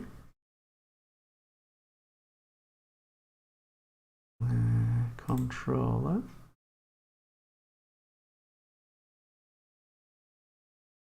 There we go. What was your favourite creation? Bertha, The True Story, Shed 17 or Project G1? Well, I like Bertha because it's just it's a simpler story. It's not too complicated.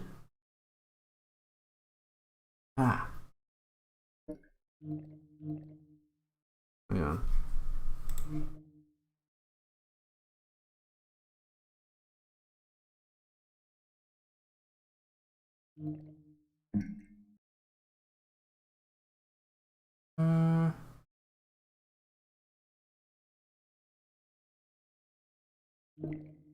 Here we go. Dead Zone Inner. If I turn it up a little bit. There. Done. Right, let's see.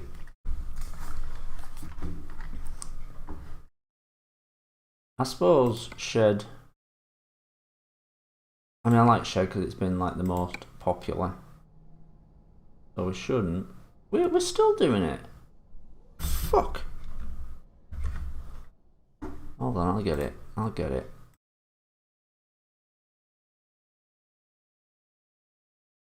get there.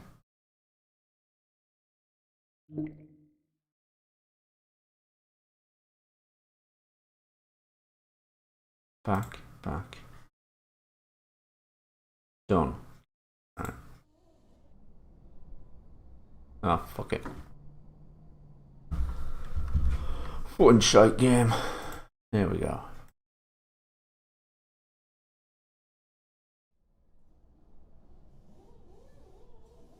See my steering wheel? I'm not doing that. And I just found out that sets off the horn if I hold down the steering stick.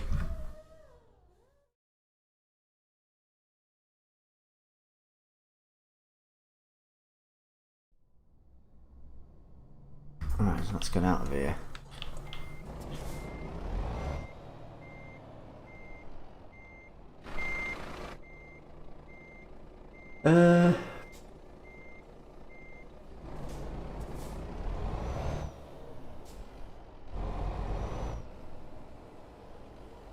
Tubular animation says 69 Knapford Shed. Hmm?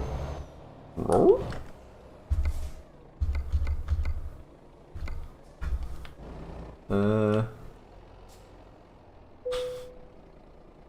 Paul, what did you do with your Harold the helicopter model? It's probably in my shed 17 folders somewhere. It wasn't much of a model, but it is still. I'm actually quite proud of it. You know, for the time, I honestly didn't think I'd be able to make that. Did I do? I think I did it in. I did it in Bryce. It's a program I was using at first before I moved on to 3DS, and not an easy program to use. You fucking bastard! You not know the fucking rules about fucking roundabouts, you fucking whatever you're driving there. You can fuck yourself and all. I'm right in fucking front of you, you dick. None of that's my fault. I must drive like arseholes in whatever the F we are. Oh shit, that's one coming the other way, isn't it?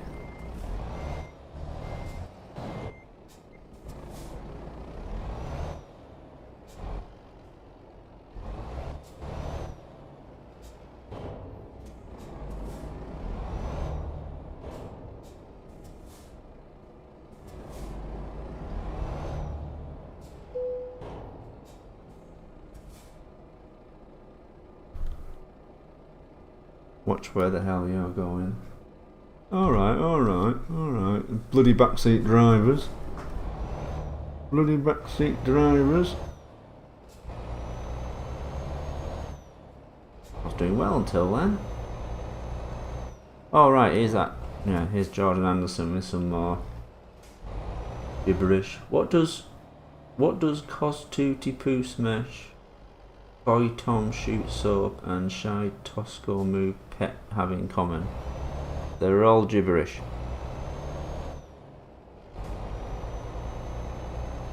Oh, here is, I think, a good question. Worst animated movie you've ever seen? Oh. I'll tell you the scariest. Oh, actually, no.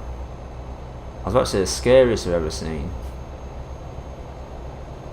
Worst. Have you ever seen... So we talked last time about Watership Down, and I mentioned Plague Dogs, which was made by them as well. John Hurt as well, the guy that drove the boat on the rails. But there's one called Fantastic Planet, and if you want to be disturbed, that's what you should watch. You know, if you're up for getting disturbed, and I know you guys do a lot of drugs, watch that. It is creepy. I watched it. First time I watched it, I had the flu, and for days, proper flu, where I'm just like, you know when you had the flu and you just can't move, you're just there like, oh, kill me. And I couldn't sleep one night, and it was on Channel 4 at night, and this thing come on, Fantastic Planet, and it's an old French cartoon about, I think Earth's been destroyed and now humans live on this planet where the aliens are giants and humans are kind of like just like vermin basically. They're like, they're just like animals. There's wild humans who live in the countryside and that, and then some people keep them as pets, and kids and that, make them fight each other and stuff. And it is, I can't describe it, it is so weird. Have a look on YouTube. I don't think it's on there, but you'll find a trailer. It is weird. It will freak you out. Just the way it's drawn and everything, it's weird. And the music's this kind of very 70s sort of weird, I don't know, there's probably a name for it, just like weird synth, weird electronic music, I suppose, from the 70s. And yeah, it will freak you out. Shit, going over again. Fuck! Fuck my fucking world.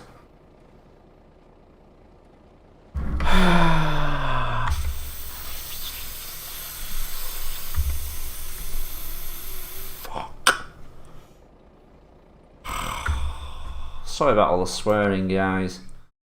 But... Oh! I didn't take William Elgood's advice. I'm probably back at the same place I was before. I don't think we're making any money out of this trip. It's a good job my other employees are making a bit.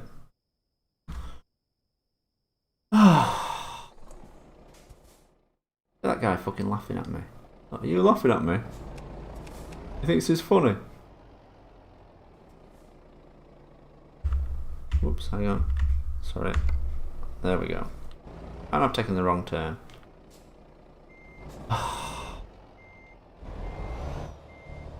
That was Jordan Anderson's fault with his gibberish. Oh, Depressed Octoling has told us what neurodivergent means. I see. Thank you. I forgot I'd asked that. Not that I'm complaining, I just... Thanks for letting me know.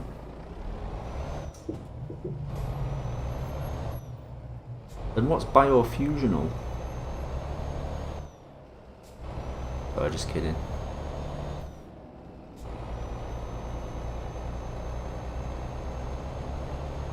So tomorrow at work, as I said, on a Sunday. Oh, look at this thing.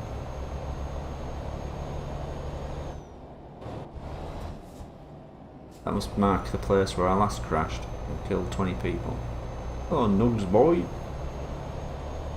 So, tomorrow, so normally on a Sunday, my supervisor has to count the cash for the week, and this is at work. And I come in later and I do the fresh count, which is the big count where we count all the fresh stock. Very big and it takes a long time. And anyway, she's off. The supervisor, she's off tomorrow. Normally when that happens, someone else, usually our boss, will do the cashing up, or I have to come in early and do the cashing up, and then someone else will have to do the fresh count on Monday morning. No, this time, Paul, you'll have to do both. The fuck? So I'm still coming, I'm still going to work late, but now I have to do the cashing up and then go down and do the fucking fresh count. It's mental. It's just, this is the way the whole country's going. This is where business is going. It's where retail's going, definitely. It's like, well, we used to have 3 people doing. Oh, fuck! I expected that bloke to just gesture at me then, like, what are you doing, you fucker? Sorry, mate. Sorry. Look at, he's catatonic. He's in shock. The poor fella.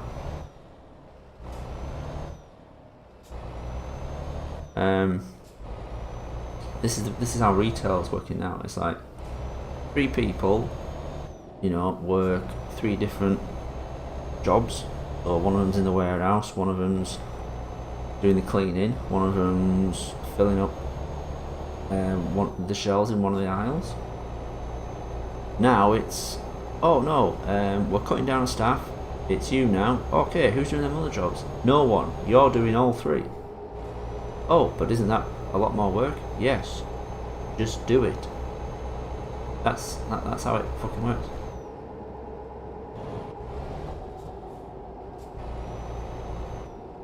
Sodor Engines knows where I'm coming from. Oh, for fuck's sake. Oh, now we're out of fucking... I'll just stay in this lane. Fuck it. When he was a kid, he remembers being very poorly, and what he remembers was watching an episode of Pingu and Fuse. I thought it was just a fever dream. Yeah. Did you think there wasn't such a program, and then you saw it? It's like, fuck. You press Doctorling, says maths hurts. I'm not good at maths. When I got to count cash.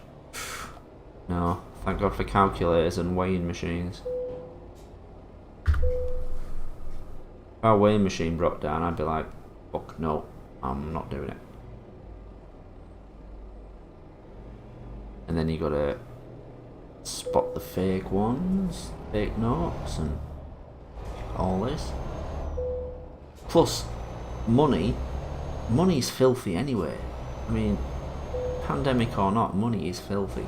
Like literally, I don't mean metaphorically, I mean it's actually fucking dirty.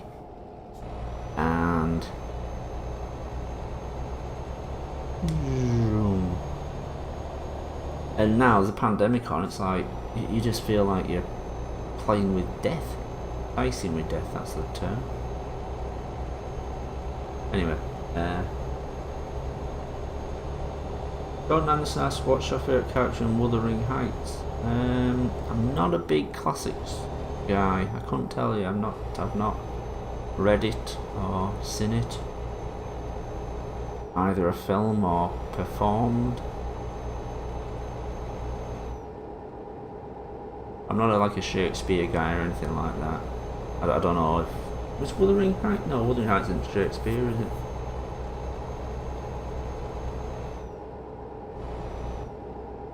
What's everyone else's favourite character in Wuthering Heights?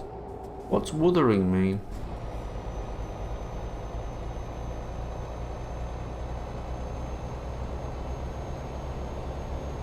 Is anyone like an expert on old films and stuff? Because I've been trying to find this film for a long time and I can't find it.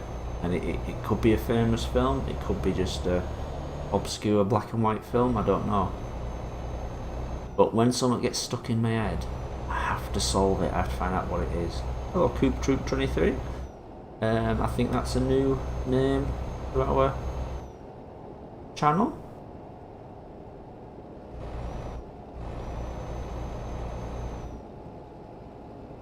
But M99 asks, Paul, how are you good at filmmaking? I'm not. If I was good, I'd be churning out videos a lot faster. No, I'm not good. I don't know, like, all the effects and stuff I do on videos and that. There's probably far better ways of doing the stuff I do, you know. I'm too lazy to look up stuff. And 3D stuff, well, it's, you know, 3ds Max is way too advanced for me. I shouldn't be using it. I'd probably get better results with something more basic, you know what I mean?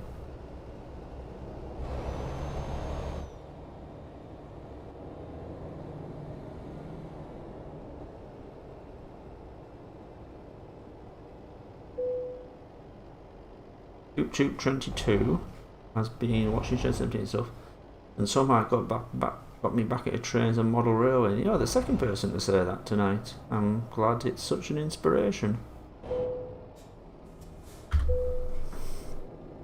I would say if you want to learn stuff like 3D and effects and things, do it whilst you're making your dream project, you know, the film you want to make and that. Because it gives you more motivation to do it. There's nothing more boring than trying to learn a program. But if you've got, if you're more motivated by trying to do the effects and the scenes and stuff you want to do, it's, like I say, it's motivation. Jordan Anderson asks, how do you smuggle your stuff into music festivals? In my ass. I've never been to one music festival. Still smuggle things up my ass. No, I don't. Oh, there's petrol over there, look. Go there. How do you smuggle things into music festivals? Isn't it fairly easy? You know, you carry a big tent and you've got your stuff in there. Imagine it's not difficult. Do they have sniffer dogs? I've never been to one. I've seen 2 bands in my life. Well, famous bands. That's a little town down there. Entombed and Cathedral. That was it. I nearly got to see Metallica, but my friend who had arranged all the tickets and everything, he rang me up and he said, well look, I've got this friend who really wants to go and see them. Oh. And you don't seem that interested in going, which is like, you know,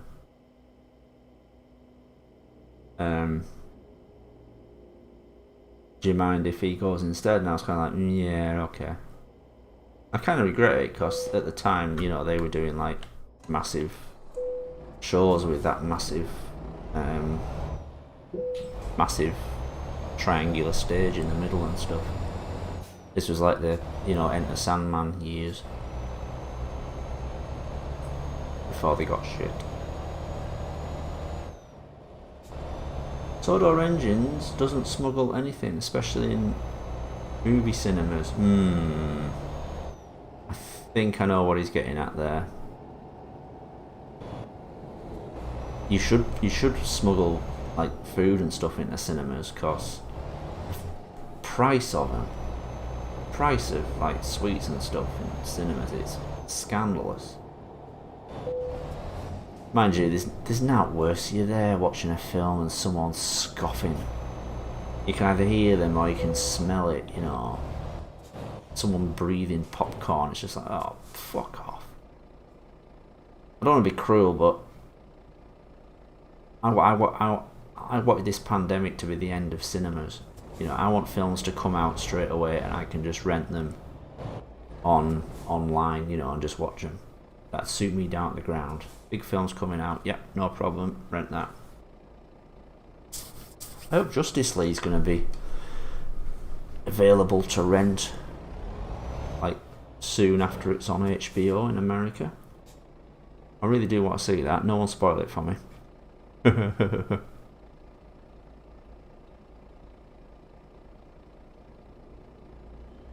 Oh wait, Sodor Engine said don't smuggle anything, especially in movie cinemas. Ah, sorry.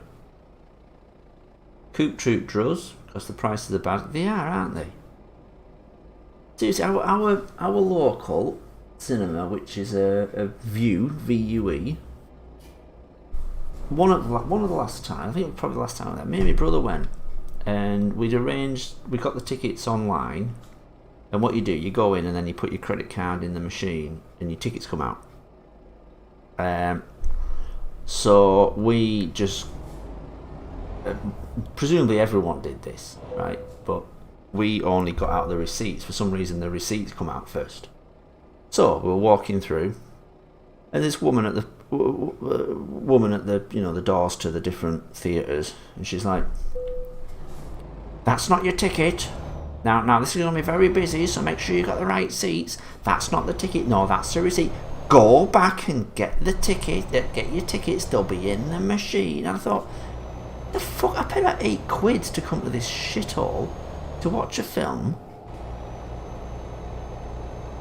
And this fucking woman is talking to me like a fucking headmistress. Not that I'm nothing against women, but being talked down to by a twat. I just thought, fuck cinemas. They fucking deserve to die. People talking shit to you. For the price, they should be as polite as I have to be in our supermarket. Here we are, look. Dubrovnik. Wasn't that worth it? Let's go down there and have a look at it. I bet we don't get to see all the, like, you know, Fortress City and that by the sea.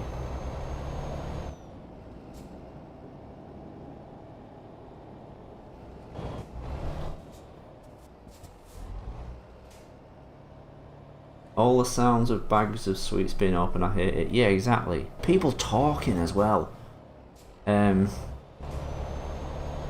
This cinema is like in the place where it's based, you always get these assholes who just love talking, and it's like, shut the fuck up. We went to see, I'm aging myself now, Lethal Weapon 4 at the cinema, and these assholes sat behind it and they're talking all the way through the start of it, and it's just like, shut the fuck up. And then eventually they went, oh wait, this is the wrong film. I thought this was a trailer. It's the start of the film. We've come to the wrong film. And they turned and they left. They went to another room, another theatre. But went to see Deep Impact. The one about the meteor gonna blow up the Earth. I know it sounds like a porn film, but it isn't. And oh well, there's a cruise liner. That's not going to be going anywhere fast, is it? Well, unless they're going to scrap it, of course.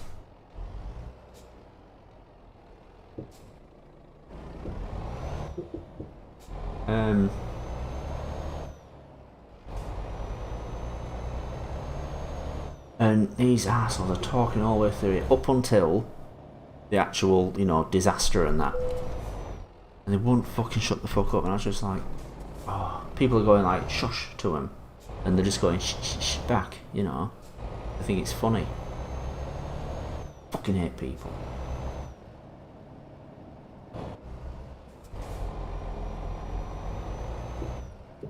Depressed oxygen doesn't go because of people. People suck, you're absolutely right. That applies to everything, not just cinemas. People absolutely suck. That fucking delivery driver this afternoon, he sucked. Fucking getting that close to me with his fucking mask hanging off his chin. How many people is he going to see today and not give a fucking toss about keeping his distance around? No.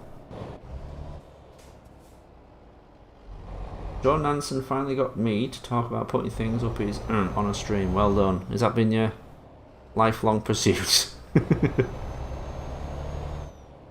finally achieved it. You guys should get together when I'm not around and come up with stuff. Come up with bets. What can you get Paul to say first? How do you get Paul to say, like, a certain word, or to talk about a certain subject, or admit to something embarrassing?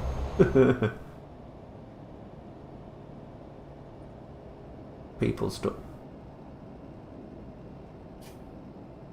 NM99 says people suck steam fun. I think I found a subject we can all identify with here, haven't I?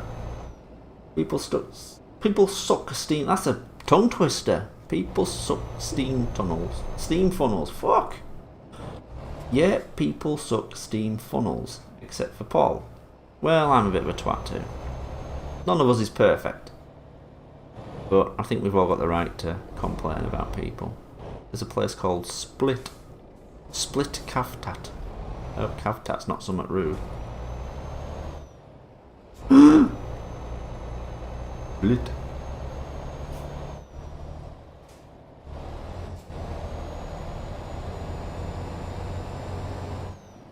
Goop Troop 22 was at a cinema, and this guy was talking on his phone for like 40 minutes straight during the middle of it. Fuck that.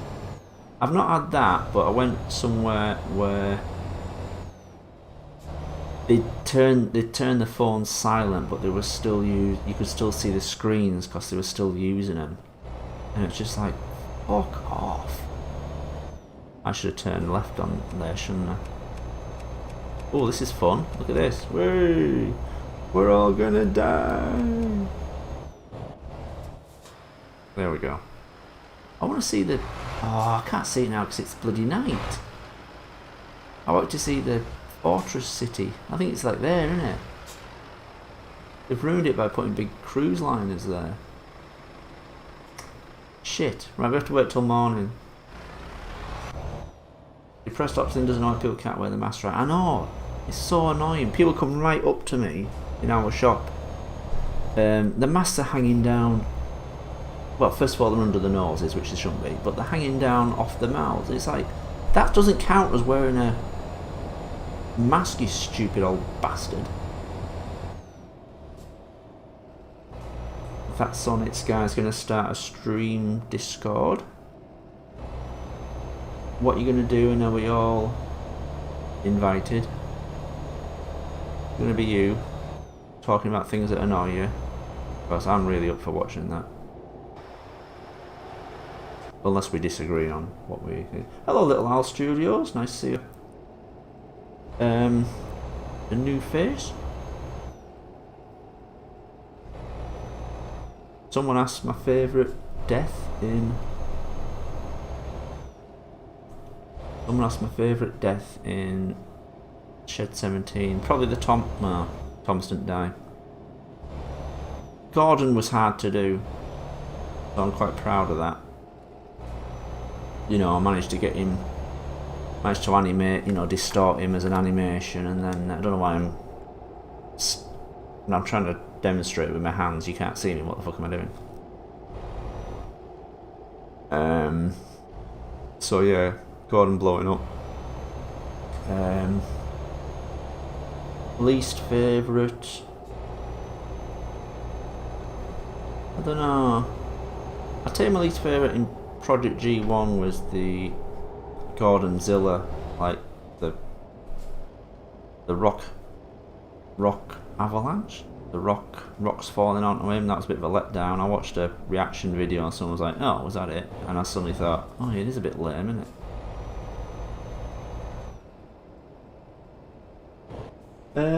Hi Paul's Vids, I'm Little Owl Studios 2011. I love your works like Dan Duke Shed 17. Thank you.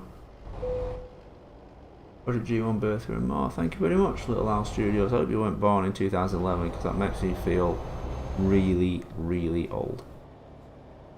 And also you aren't old enough to watch any of them videos.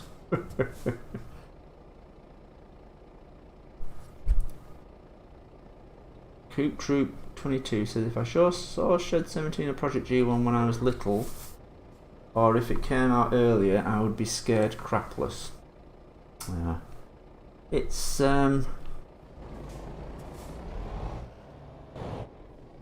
not wasn't my intention to scare people crapless, honest. Now where are we going here? Why am I going all the way down here when I want to go here? Where's that? I need to turn somewhere here, don't I? Is the checkpoint gone? Oh God, Sophie, you fucking reek! Come on. Sorry, Kat's just got back up again. She's gonna have a arse wipe. She just got back up and she still stinks. Dogs are supposed to stink, Sophie, not cats. God.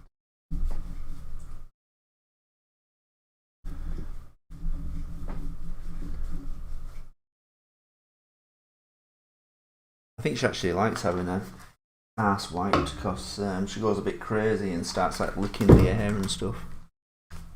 You ever seen them videos where you scratch a cat by its where its tail starts and they go a bit crazy? That's what Sophie does when she has her ass wiped. Probably shouldn't have told you that.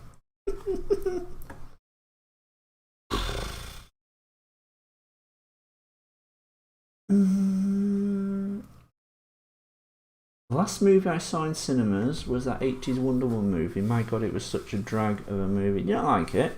I didn't mind it. I can see why people say it's a bit slow. The end of it, when Linda Carter turns up, that is so fucking lame. She just looks like... well, she looks like plastic surgery with a person attached. And apparently she's a complete bitch in real life.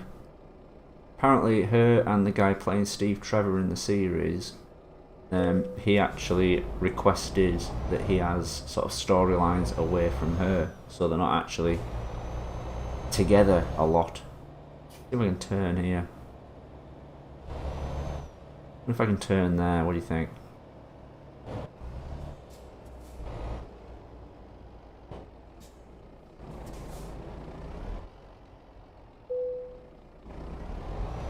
Sorry Croatia, I'm just setting foot in your country and then leaving. Nothing personal.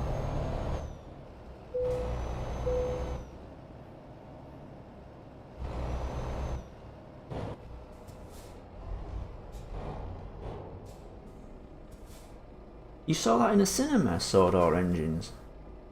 Actually, who was saying about they've got to wait years for a Blu-ray? Who said that before? I saw. Oh, here we are. Coop Troop.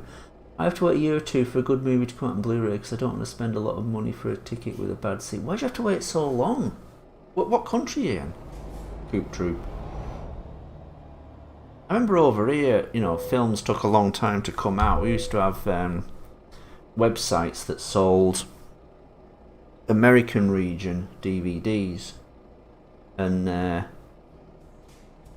it was a big deal getting a film. I remember getting, you know, someone got X-Men, the first one, and it was a big deal because it hadn't come out in the cinema here then. Why'd you have to wait so long for a... Why'd you have to wait so long for a Blu-ray to come out? They come out about 6 months after the film comes out in the cinema? Not years, is it?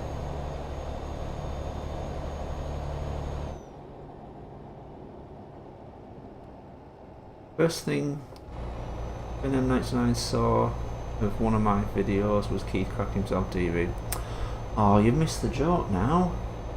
Because you're supposed to expect him to throw up and then he craps himself. The press thing says it's worse in Texas right now. What is the... just people in general. People not wearing the masks.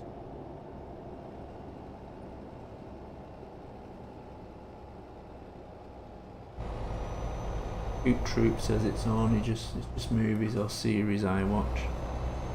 There's not many series that I watch anymore. I wanted to get back into watching Walking Dead. I haven't seen that. I kind of stopped after a bit because it was kind of like just pissing about in the forest.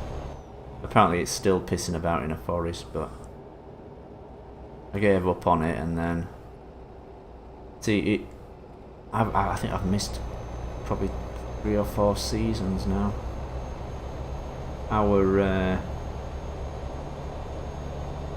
It's on Amazon. It's not up to recent. I was hoping Disney Plus, that new Star thing they've got, would have Walking Dead on it because it's FX. It's Fox, isn't it? But no, it doesn't. Amazon's got it up until a certain series. No! Fuck! King of driving.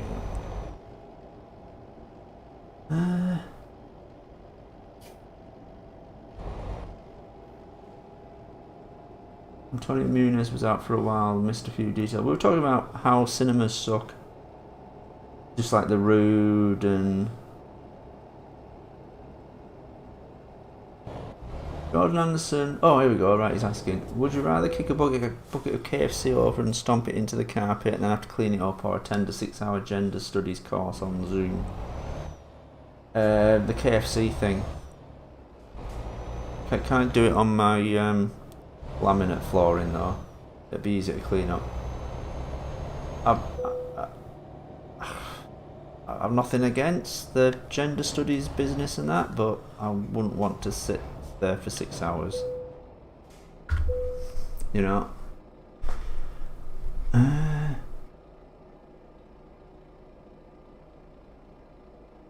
Any other answers there to that question, guys? How many have we got on now? 9 people. I think we had a record of about 18 before. Do you plan on doing another trailer parody? Not really. You know, what was the idea?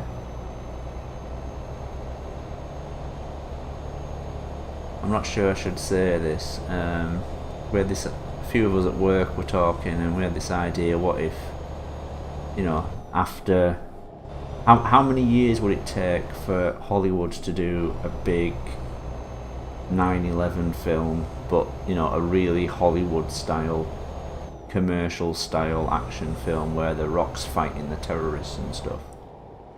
So, you know, then the old brain starts going, so you start thinking like, oh yeah, the plane crashes into the building, but then the rocks in the office and the plane doesn't blow up, so the terrorists jump out and start shooting, but he's like fighting them all off. Because that's what you have to do, innit? It's like that Pearl Harbor film, you have to have the happy ending. So you have to put in the raid they did on Japan afterwards, you know, just so there's a bit of a happy ending at the end. It's kind of the Hollywood thing. So I thought of that, you know, what if that was a trailer? I had an idea once to do Dad's Army the movie. Probably a lot of you guys don't know what Dad's Army is. It was an old sitcom from like the 60s and 70s and it was about the Home Guard. So in World War II in Britain, if you were too old or you weren't fit enough or you kind of dodged the draft, so you didn't get into the army, you'd form a Home Guard, and so different towns would have set up their own guard, and they'd be supplied with, you know, some guns and stuff. They'd actually be in real life they were supplied with weapons that were deemed too dangerous for the real army, and they would, you know, in case of invasion, they'd be there to defend their town, just make it more difficult for the Germans. So it's a sitcom about that, all these old people, and you know how they're kind of stuttering and blathering away, and if that's a word. So I had this idea, what if like Hollywood made a film, but it was like this American Captain Mainwaring is this loose cannon. It's like, damn it, you're a loose cannon, Captain Mainwaring. I'm sending you to Homeland Security. And he's like, oh my god, you're sending me to Home Guard. But then as the US Army are away, North Korea invades. So all these old soldiers and that get together. We're the only ones here, we've got to bring down. So you've got things like they get like this psycho soldier out of prison because he hacked up his superior officer, but they still need him, and because he hacked up his superior officer, and now they call him Jones the Butcher and things like this. There was actually someone I know who was in the army. He'd shown some of my videos to his mates, and I think they were interested in actually being in Summit. I think that's probably what gave me the idea originally. I had an idea as well for I probably told you this. Who remembers Grizzly Adams? So the idea was Grizzly Adams, but it's like a Rambo style thing. He's accused of a murder and that, and he goes up into the wilderness, but then the Mounties or whatever come after him, and he's just like ripping the throats out and stuff and stabbing them up and that, and then the joke is at the end, Grizzly Adams the movie, you know, and he sets his army of bears onto people and stuff. I thought it'd be funny. I just had this, the Dad's Army thing, I just kind of pictured it like this guy comes out of a massive, you know, big massive prison door opens up, but then there's another door behind that, and then another one, and this guy comes out chained up like Hannibal Lecter, and they release him, and he's got like he gets like a meat cleaver. They call him Jones the Butcher. Oh, can't talk, I'm losing my voice. What mockumentary are you planning to make? Fireman Sam, S Season 1, you know, Bob the Builder, Mr. Men, Little Miss with the Mr. Men Show, Wallace Gromit Touch. I'm not planning on doing a big video again. Seriously, I've had ideas, and I've been like, oh yeah, I really got to do that, but then the thought of how long it'll take. Seriously, I get like pains in my arms and stuff because the anxiety, the stress. I'm not exaggerating, honestly. I'm just like, no, I can't do it. I'd rather just make short videos that I can show people, and basically people can see, you know, I can release stuff more often and people can get to see it.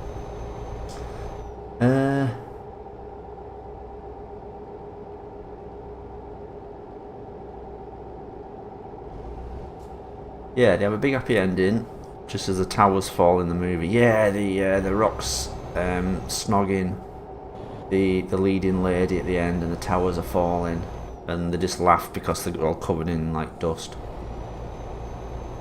and everyone else is running and stuff. But it's okay, even though they kill loads of people, it's okay because they kill the bad guys who probably would have died anyway. But that's okay. The Rock got revenge. He's got the last terrorist and he's hanging from the building and he's holding him by his headscarf. And he's like, no, shish kebab, help me, Rock. And the Rock's like, it's you were once employed by me, now it's time to let you go. No, son of a bitch. Right. Time to clear the desk. Oh, go on, Soph. You're a pain in my ass.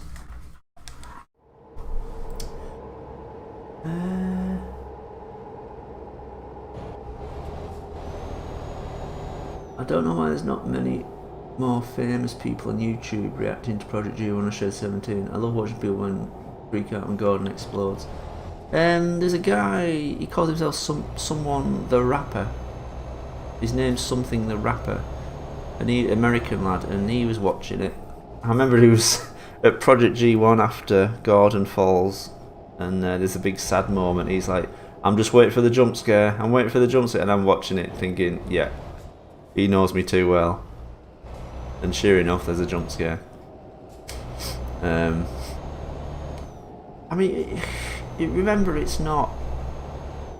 It's got a following, but it's not exactly viral. So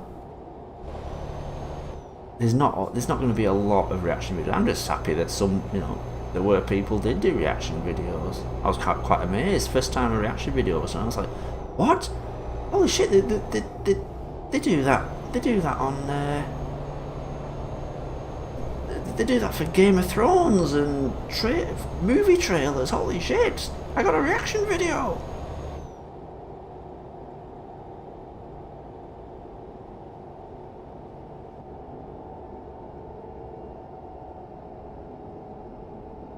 Auto Engine says it annoyed me. Right is reason. Keep getting adverts on YouTube for the Amazon app. Keeps going about so you can check your order anywhere. And so one of them is looking at the phone in the cinema, yeah. People suck.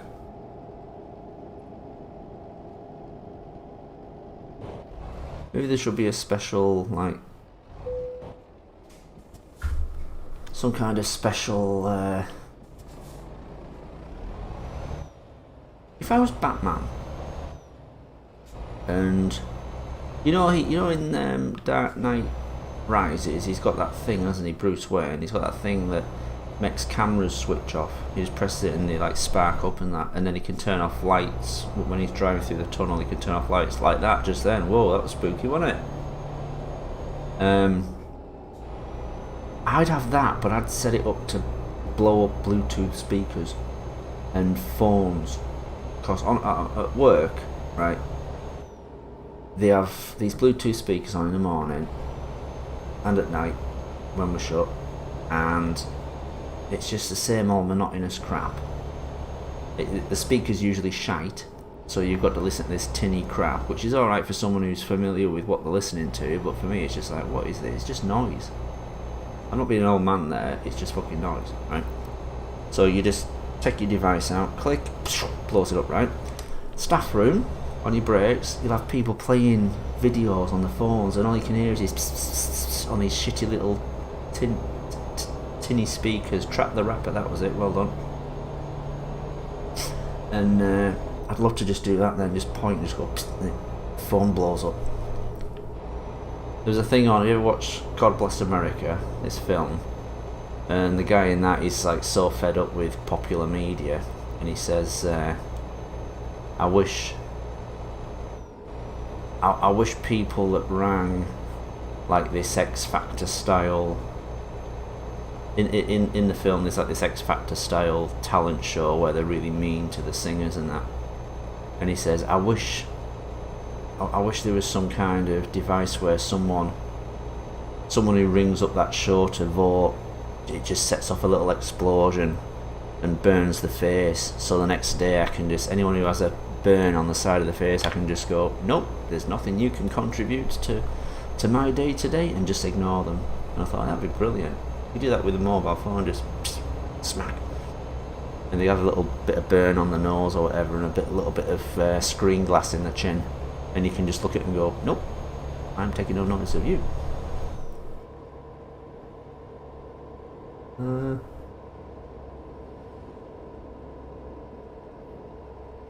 So in Project G1, how did the failed biofusion experiments turn into a giant ball of rock and metal, aka boulder? Well, they were just kind of all burnt and pushed together. You know, it's you know how they crush cars, turn them into little cubes. It's kind of like that. I imagine they've got some machine and they just crunch it together, or they kept adding to it and then just left it out. I'll see you later, Coop Troop.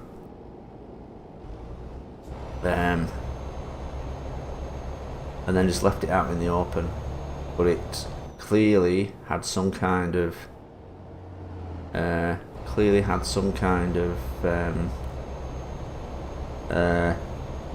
consciousness, because this face gradually grew. John Anderson asks, would you rather finish a sandwich that a stranger's partially eaten and you don't know who, or smash it with TV with a cricket bat? Oh, that's horrible. I guess I'd have to eat the sandwich because I don't want to smash up my TV. I'm a bit of a stinge. I've been wanting to buy a new TV for ages, but my old TV is just too reliable. My old TV is about 15 years old now. It'd have to be the sandwich, which is pretty disgusting, I'm afraid to say. Little House Studios asked, Paul, have you watched Star Wars movies? Yes, I have. Probably unlike the rest of yous, I remember when it was just 3 films and they hadn't been spoilt by prequels. Oh god, look, you want this delivery soon. We shouldn't have gone to Dubrovnik. Why did you let me go to Dubrovnik? We're never going to get there. Still 18 hours, 18 virtual hours. Right, let's put the foot down, let's get moving.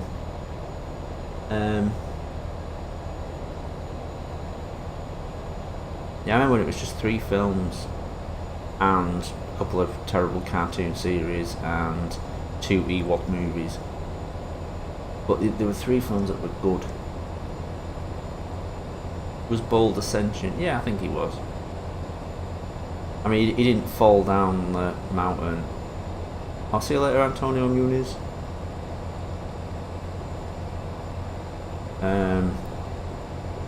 He didn't fall down the mountain of his own free will.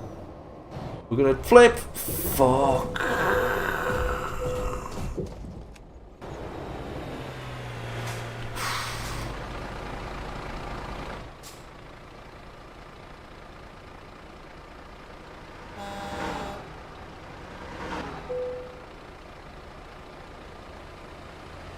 Fucking truck is shite. All it does is fucking flip over. I'm not fucking driving a Volvo again.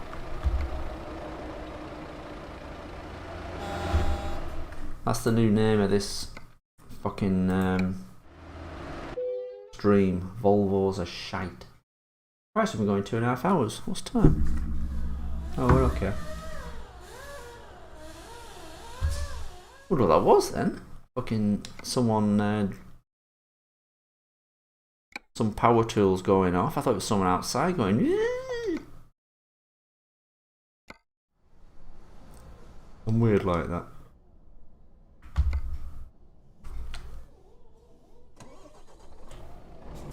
God, this might be where we were before, you know.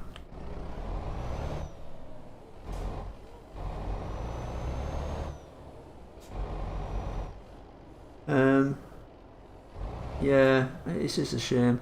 If you haven't watched the original trilogy, I recommend trying to find Harmy's despecialized editions. This guy who took the Blu-rays and basically, using various sources, took out all the changes they've made. because you know Lucas kept making little tweaks and stupid stuff and that. But the annoying thing is, the original films are not available. He's working on a 4K version now. There's this guy, and he took a cinema reel, you know, a projector reel, built his own scanner, scanned that, and scanned every frame, and then just made it available. It was scratched to hell, and he made that available to people, and it was huge. Hello, Aaron. Good day. And it was like there were image sequences, and each photo was a massive file size, so the whole thing was huge, and he made it available for people to do what they wanted with it. Someone else cleaned it up quite a lot, and yeah, do the 11:45 timeline again, and cleaned it up quite a lot. It was still scratchy, but I was almost more interested to see that, because it's like, that's probably what it looked like, the first film, when I first saw it in the cinema, when it first come out. Well, when Empire Strikes Back come out, and it was a double bill. And then this guy started being sent all these cinema reels, you know, all the projector reels. He started sending them to him, so he got them professionally. He spent thousands getting them professionally scanned, and they're available now. The first film and the third film are available now. The first one's called 4K 77. They're named after the years they came out. And then Return of the Jedi is 4K 83, and he's working on Empire Strikes Back now. And they're alright. They haven't got that Blu-ray sort of sheen, sharpness. But he's done a really good job cleaning up that. Fuck that! Come on, this truck is crap. What are we fucking delivering? Balloons? There's no fucking centre of gravity with this fucking truck. There's a fucking weight on the roof. No. And then this guy Harmy, he's doing a 4K version now, and he's taking the 4K Blu-rays that have recently come out, and he's taking out the changes by using this other guy's 4K versions, which is pretty cool. I'm keeping an eye on that, see how it was. But have a look on YouTube, because he shows his sources and stuff for doing the original trilogy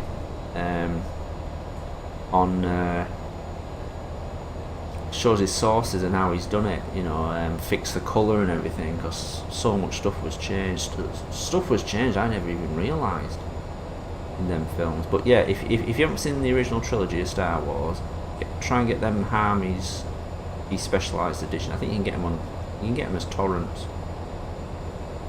Just be careful.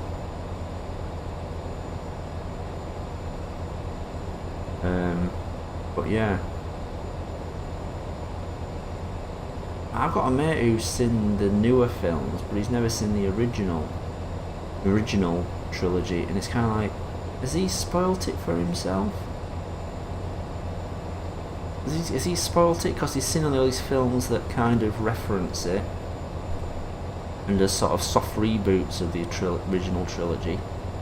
Has he spoilt it for himself because he's seen all these, you know, sorry excuses for Star Wars films?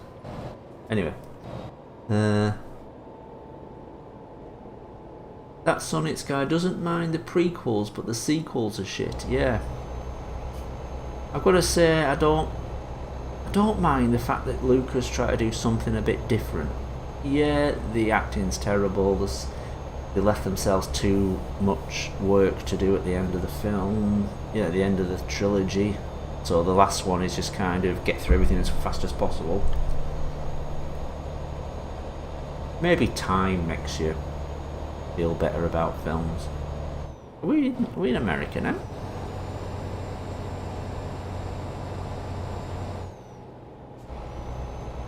No, this road would be straight if it was America.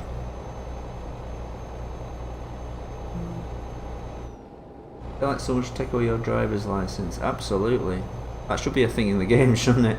You just can't play it for a day if you crash too much. I would be banned if this was if this was online, because they're picky. They'll ban you if you you know, dangerous driver.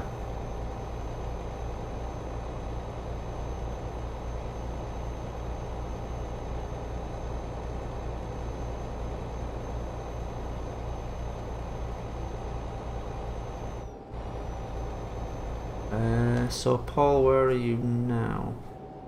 Hold on. There we go. Where's my thing? Oh, there it is. The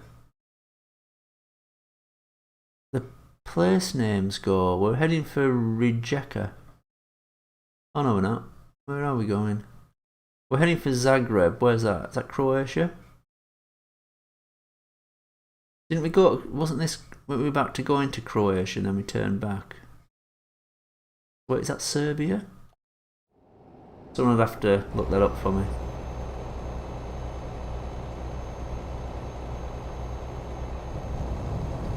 I own a Star Wars, I know, from the 70s. I had one of them. It's actually still at home. You know, where, you know, when I lived with my mum and dad.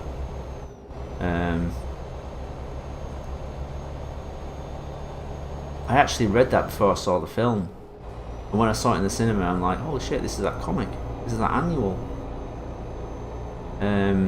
My mate Dave found me an issue, like an original, from back then. One of the actual comics with part of the story, and he's like, have you read it? I'm like, there's no way I'm taking that out of its packaging. You know, it's in one of them plastic sleeves. I've got a load of, well, I think I had about 7 or 8 big 6-foot Darth Vader cardboard cutouts. We were promoting Pepsi at work, and they were promoting Star Wars, the special editions where all the changes started being done. It's like the late 90s, and I was like, can I have them when you finished? Oh yeah. They were also promoting the Spice Girls, and everyone else wanted Spice Girls. I just wanted the Darth Vaders. And over the years, I've given them away. People have asked for them when, you know, when they've done me a favour. But I've still got 3 or 4. They're just gathering dust though, which is a shame. And I've got a full Pog collection as well. No, not Pogs, Tazos. Tazos they were. Collected the lot and put them in their own little folder from back then, the 90s. Oh, I remember when Star Wars was great. And now it's just jizz. That second film, I mean, I didn't think much of the Force Awakens, but that second one, fucking hell, that was bollocks. More gibberish than whatever Jordan Anderson was saying.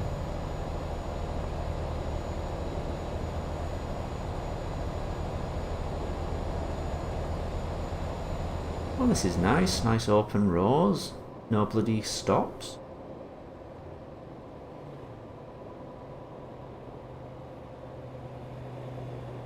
Let's try and read some comments without crashing. M99's giving his flying kipper. He's changed his picture, hasn't he? Oh, no, you fuck! I hate this fucking truck. Remind me whenever driving a Volvo again, fuck it.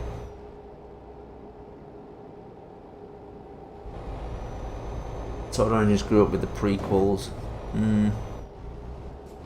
Probably my overriding memory of the prequels was going to the cinema to see the first one.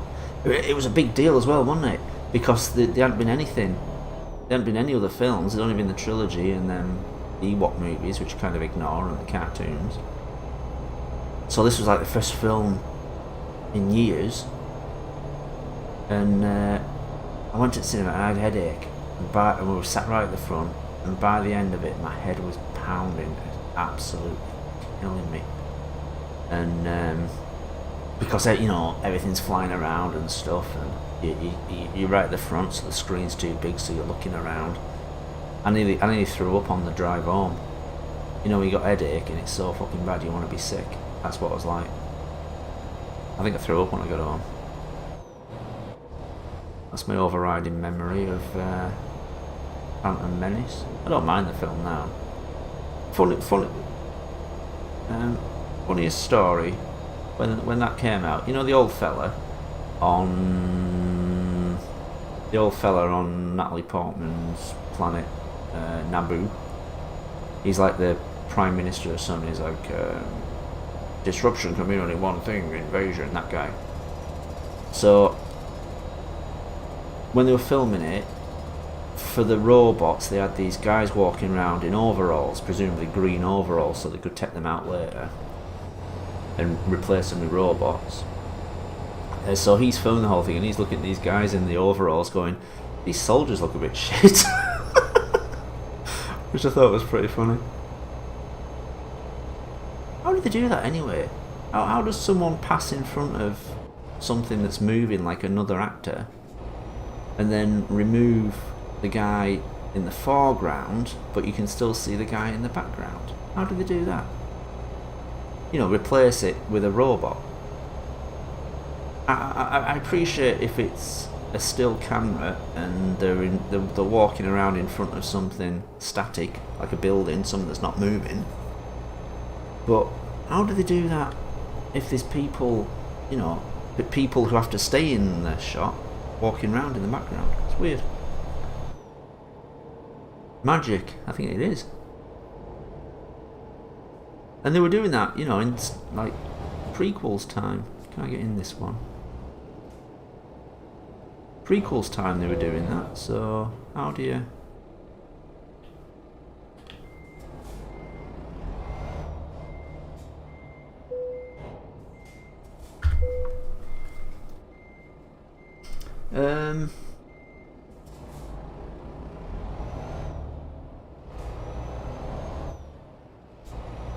Point of view. Paul is Thomas from Shed 17. Yeah, that's what I don't do. Base reveals I'm actually an engine.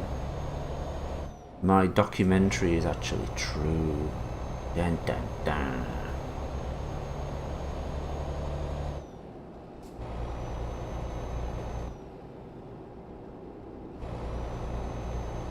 Would you be pissed if you crashed your truck like James who mentioned being? I'd be pissed if I crashed the truck full stop, so yes.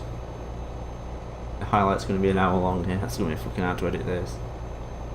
Oh, I did write it. I did note my first crash, didn't I? I think it was what was it, 1.5 hours in? Can't remember what it was now, shit. Never mind. Everyone on Twitter's going to be like, oh, Paul crashed again. How interesting. Paul crashed. God, I talked about Star Wars for too long, didn't I?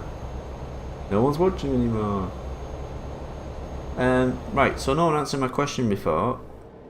What superpower would you have if you could have one? And remember, flying around doesn't really do anything if you haven't got like strength or something else to, you know, rescue people. I'll tell you what mine would be after some of you say what yours would be. In Shed 17, Santa Fe SD42 was pulling the goods train with the tankers and Henry crashed it. Goof. Yeah, I know, it's a fucking US. And so's the rusty train in the opening title sequence. They were just models I already had. And I wasn't very good at making models, so that's all I had. That's all I could do. I didn't know there was a Thomas fan community who would scrutinise every little thing I did. I knew one Thomas fan. Well, actually I knew two Thomas fans. And neither of them told me how that this Thomas fan community is actually an empire of drug-crazed maniacs. Does Thomas know German? I suppose in my universe he'd grow up learning German. He's one of them lucky people who grew up learning 2 languages. Which is pretty cool. My mate in America, he's Cuban American, so he speaks both Spanish and American. Well, that's pretty cool, that, isn't it? Right. That's on its guy says, if I had a superpower with the ability to freeze time, so get out of bad situations and nick stuff from stores like that is awesome. Actually, yeah, I think I'd changed my mind about mine now. Definitely. Mine would also be a villain thing. I've seen this in 2 films. Admittedly, both were done by the devil. It was in End of Days. It's Gabriel Byrne, he plays the devil. And Devil's Advocate, Al Pacino's the devil. And what they do, they can look at someone and they know exactly what to say to them to like fuck them up and, you know, just make them leave. Just imagine someone knowing that, someone knowing exactly what to say to you to just freak you out and make you run off. So one of them, he says to this cop, "Oh, I know what you get up to," and the cop lets him into this secure area. And in Devil's Advocate, Al Pacino's on this train and he's looking at this guy who looks a bit like a sort of gang member, a bit of a tough guy, and he just keeps staring at him and he's going, "Yeah, what are you looking at?" And he says something to him about his wife being with his friend Jeff or something like that, and he's like, "Whoa, I gotta get back, my wife's with Jeff." Also in do you remember the gas creature in Rick and Morty? He can do it as well, can't he? He stops that cop by making him I think he plants the vision in his head that his wife's with his friend. So I think he crashes. He kills himself on purpose.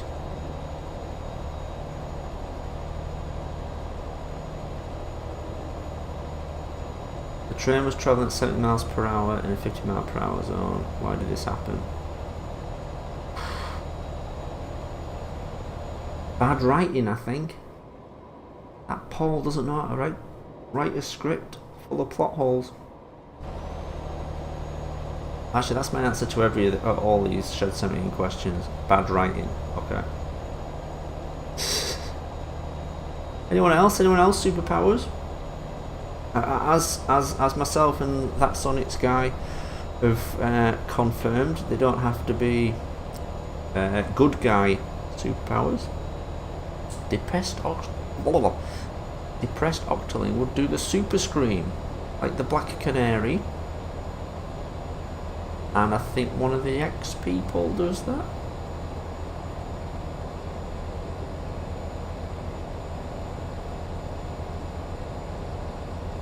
Am I right about the X people? I know Black Canary.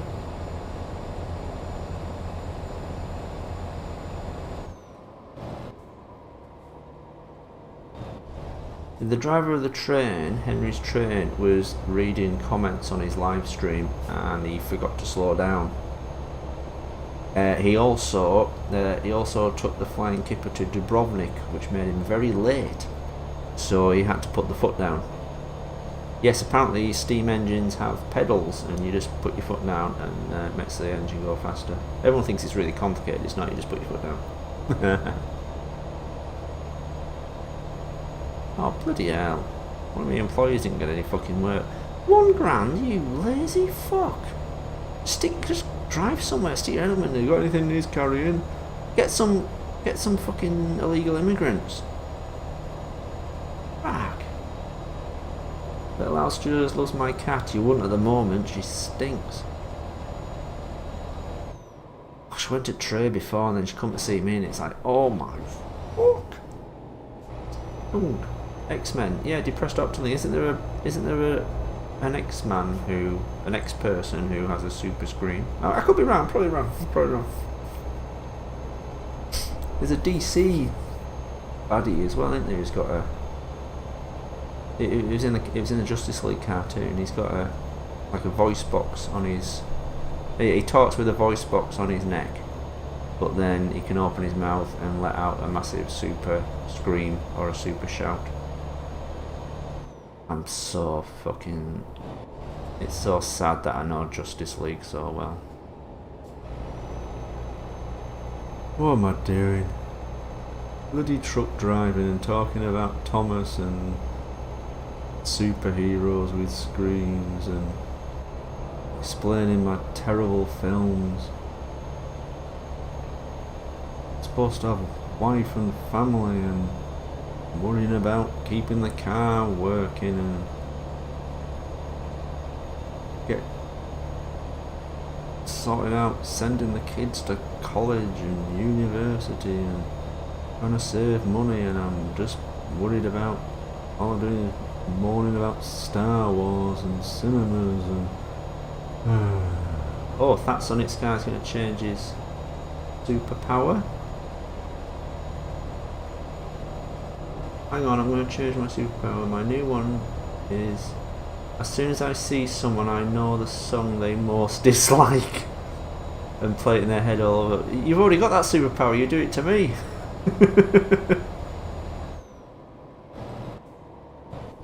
Terrible, terrible. What is that what I said? Is my life terrible? Do you think it sounds pretty good?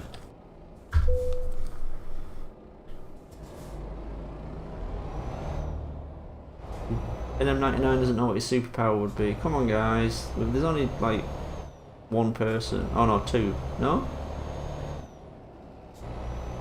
There's only me and two other people who've said what they are now. Now there's like 5 other people.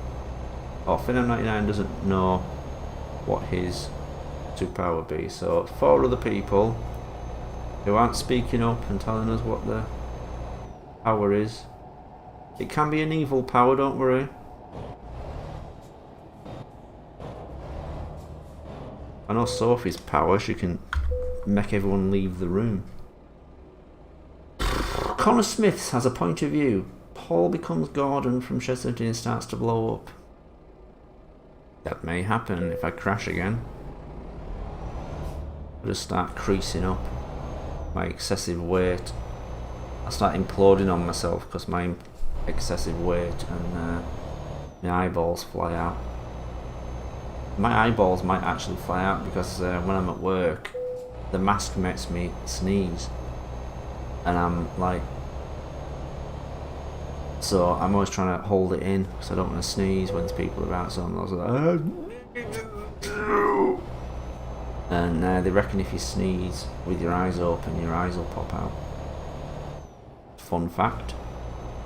I just missed the checkpoint. Shit. Check it out. King of driving.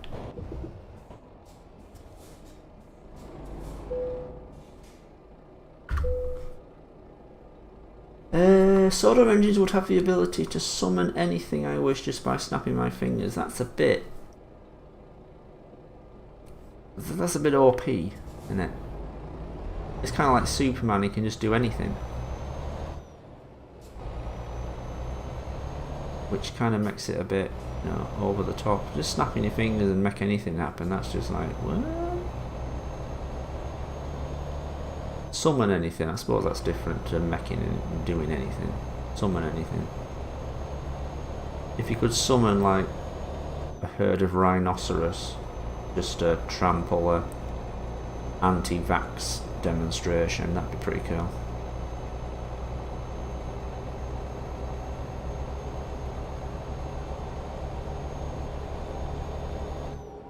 By the way, Paul, did you get a 3DS model like USA Train and Boxcars and 3D Model Store website? No, I bought these 2 books. I don't think you can get them now. They're called something like 500 3D models. You pay for the book, but they're like, you know, you are allowed to use them, and they come with 2 CDs. So you find the model you want in the book. You know, they've got sections. So there's a train section, there's a transport section, there's furniture section, and it tells you where to find it on the CD. So I use them. So yeah, I did plan. They're called 5. Let me just go and have a look. I'll tell you what it's called.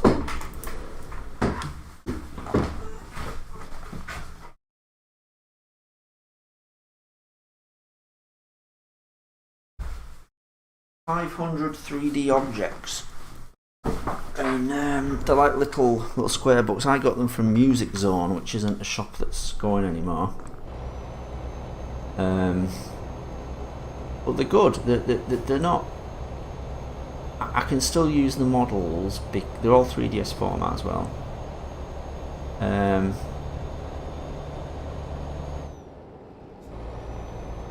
And the because they're not anything fancy, they're just sort of standard model, standard furniture and train engines and stuff that you can still use. They're still usable now. They still look good now. So that's where the American trains came from. I couldn't make things like them boxcars and anything back then.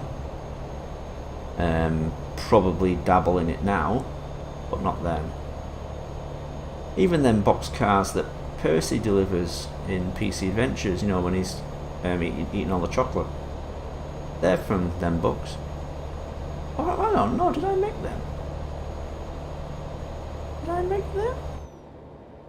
Oh, were they from the book? Why am I talking like this? Jordan Anderson's train just went over a bump while he's picking his nose. Now he's a nobly. I'm sorry about that. Are you listening to this on a train?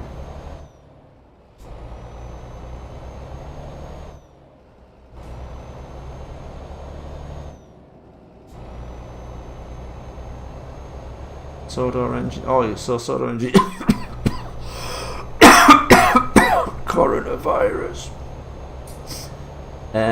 Soda engines, you'd use your power to create millions of pounds. That's a good idea. See, if that was in a film, I don't mean to shit on your idea. If that was a film, there'd probably be like a downside to it. There'd be a downside to it. There'd be like in that new Wonder Woman, they've got that thing, and they've got that thing that makes you grants you any wish, but there's a downside. There's something you have to pay something back, so it takes something from you. They say it's like the monkey's claw. It'll grant you wishes, but it takes something off you in payment. So I'd imagine if you took a load of money, that would like disappear from the coffers of Oxfam or some charity or something, or you'd make a whole country bankrupt or something like that. So then you'd be guilty. You'd feel guilty about, oh no, look what I've done. Is Jordan okay, and is he only 11:45? Well, if he only had a nosebleed from crashing into that goods train, that's pretty cool. I think Alan Barry didn't have nosebleeds. Connor Smith says, Paul, when he crashes, intense cursing. Maybe that's my special power. The gift of unlimited swear words. When I run out of standard ones, I come up with my own. Oh, stop cock piss wipes. Okay, fair enough. That's made up of other swear words. But,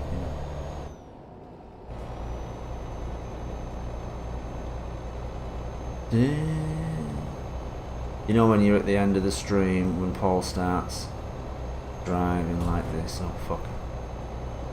Ooh, I know what's gonna happen.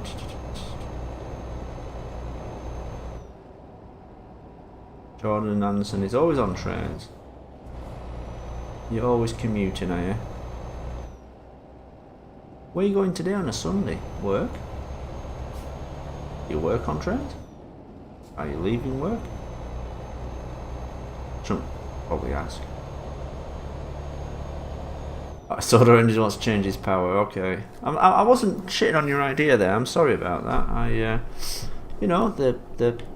The kind of Infinity Gauntlet kind of thing. That's pretty cool. you're summoning what you want. You're not just given unlimited power. You can summon things. I mean, you'd have to think what you want to summon, you know. So you have to. That takes a bit of practice.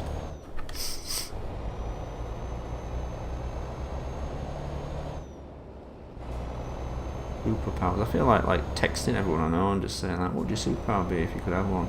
Is that fucking dick pull in front of me then? But he's gonna die. Yeah, he's screwed. Yeah, you've had it, pal. I'm the Gunt truck. Hey, fuck you! Fuck you! Oh, loses his mind. DuckTales. Woohoo! False fucking lost his mind. DuckTales. I'm going into full duel mode. Look at that, town on a bridge. Town on a tunnel. Do you reckon that's really loud living there? Trucks go underneath and your fucking floors shake and that. I'd be deeply concerned that they keep checking the tunnel for safety reasons. I'm going to cut this up.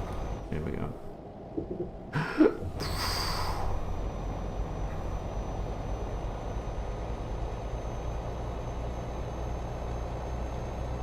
Usually it starts playing a little tune when you're late. Paul commits road rage and gets away with it. That happens every week.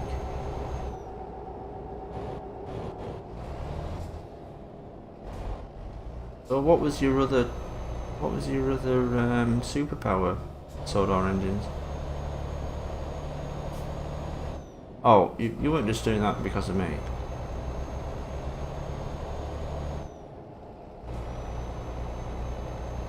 I like the first one that Sonic guy said. What was that one?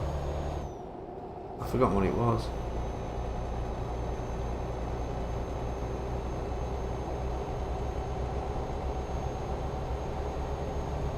What was the first one you did? Oh, I forgot it now. I was thinking, damn, that's good. It was like a villain kind of one, wasn't it?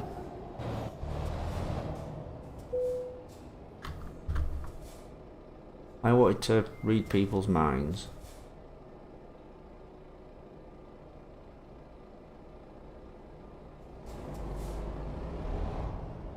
Bloody hell, look at that. Oh, freezing time, yeah, that's awesome. I always think of The Simpsons when he had that Halloween one where he had the stopwatch that froze time. So you can just do what you want. Have Oscar De La Hoya in your house and punch him.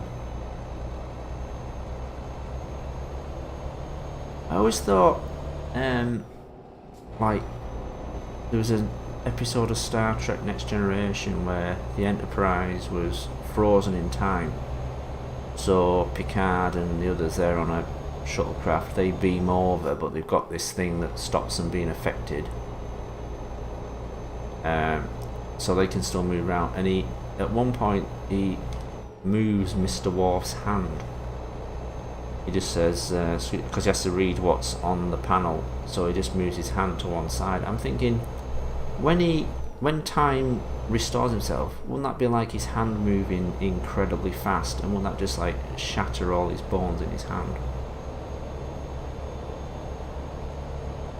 You know, yeah. And there's other things, you know, there's other like series and films where that's happened, hasn't it? Something that's frozen and you can just sort of move someone to one side or whatever.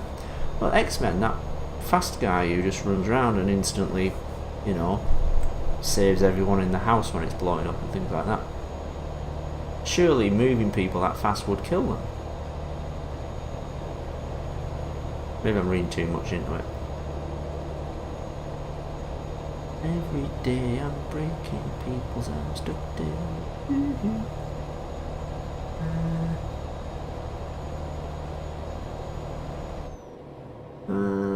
What's your favourite Rolly episode? The Hulk one? Where Diesel turns into Diesel 10? No, the Christmas one with the party. I like that. And he has a little smile at the end. I really like that one. It's a good job I consulted with Jacob Jarrett though, because that could have gone very badly. not only would I have not had a channel, I'd have been killed by the good people at YouTube.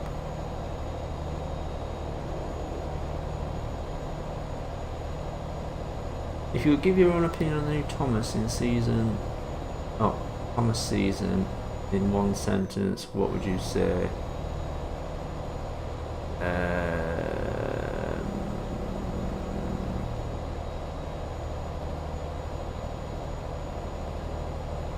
Cynical, cheap bullshit.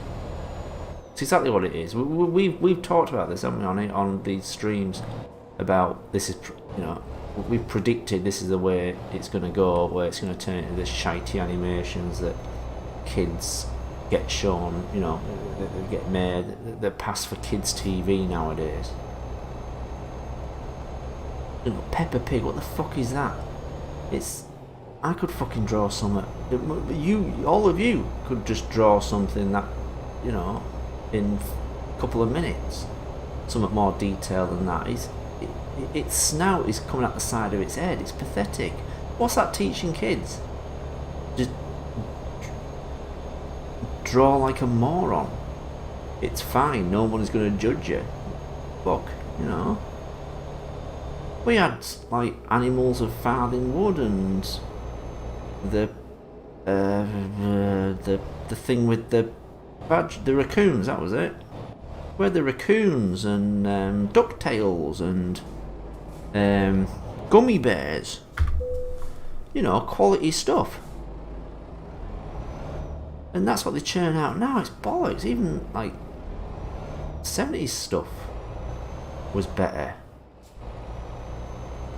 Spider-Man and His Amazing Friends was better than the crap they do now. Masters of the Universe.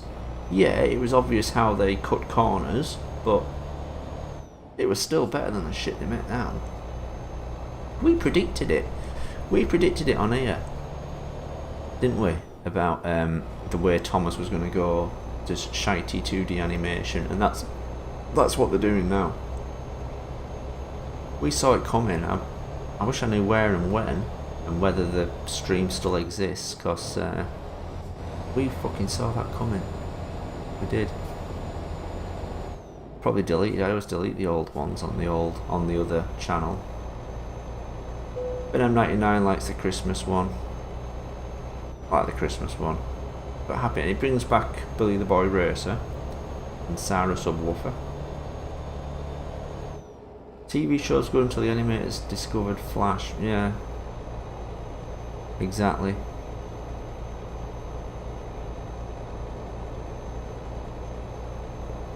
I mean, I appreciate animation is, costly. It's a lot of work for a series, and that's why they get a load of people in Korea and places where you don't have to pay them much.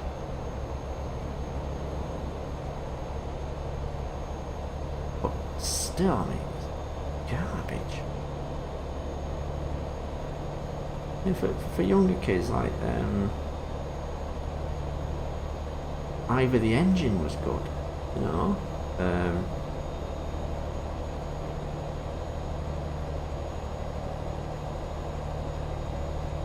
There's Ivor the Engine, Will-O-the-Wisp. That was good animation. That was a British one. I'm sure they didn't outsource to.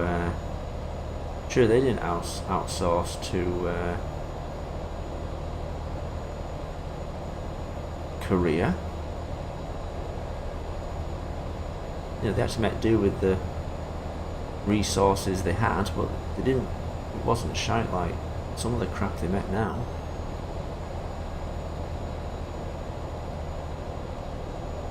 And even if it is, I mean, even if it is alright, fairly good animation, there's a bit of quality to it. Everything looks so fucking cheesy now. Everything looks so cartoony now. You know what I mean? Look at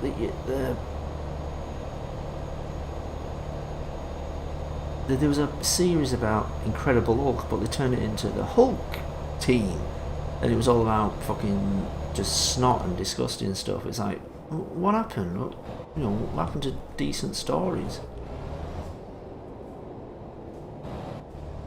God, this Thomas thing. What the story's going to be like? I bet the story's going to be shite as well. I bet they're going to be like, you know, oh, Thomas got a nail in his backside. Oh no, it's in me bum. It's in me bum. Help me, everyone. I bet it is. I bet it's fucking lazy fucking storytelling as well. Like just gross stuff that make kids laugh. The youngest kids laugh. You know, hey, he farted. Hey. It'd be shite like that. Isn't Thomas made for everyone, not just kids? It's mostly kids, but not the youngest of the young. Not the kind of yobbo kids they're making now.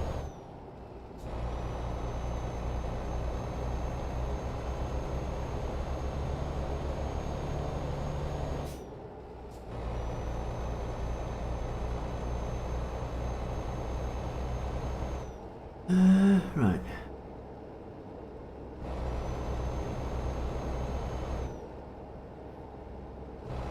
What's depressing is the Thomas... Oh, it is, yeah. Thomas Animations made by people who made Raccoons. Well, they've seen what... They're looking at all this other stuff that's been made, thinking, hey, you know, we don't have to make anything good quality. We can get away with just making crap. Exactly what they're doing. It's popular now as well. I suppose the viewers are to blame as well for making this stuff popular. I suppose if it's the only crap that's on telly, though, they're going to watch it. Hey, look at all this cheap shite that they show on TV now. We can get away with this too.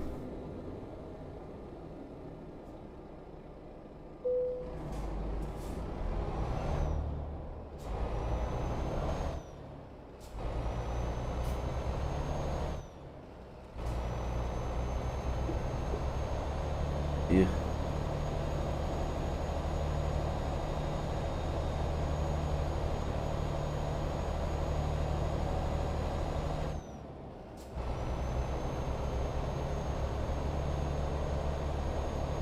What's sad is that there's potential for an animated Thomas series if it looked like the Railway series illustrations. That would be good. You could probably recreate it in that style with computers and still make it look decent.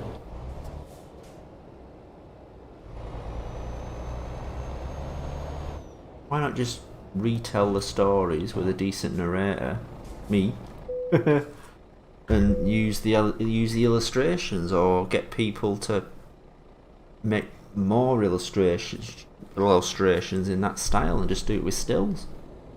That'd be nice. And there's me narrating. Thomas is a tank engine. One day Thomas travelled to Bulgaria.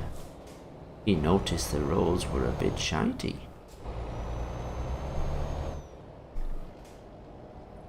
People wonder why I turned to animes, yeah.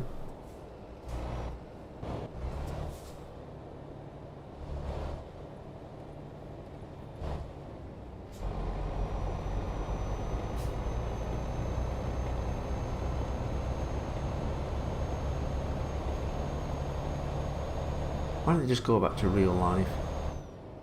Make a few model railways and just make what you like in the model. I suppose it's hard to do. The close-ups have more detail and there's more to it than I make it sound, isn't there?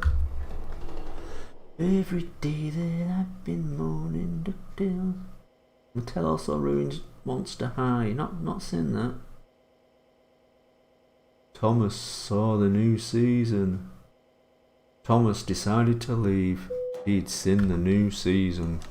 No, you're not funny, Paul. Stop it. Every day that I've been dreaming DuckTales. Would you review a takeaway during one of your streams? Review a takeaway? I only use one. It's down the street from me. Chinese. Really nice. Fuck, that's made me hungry as well.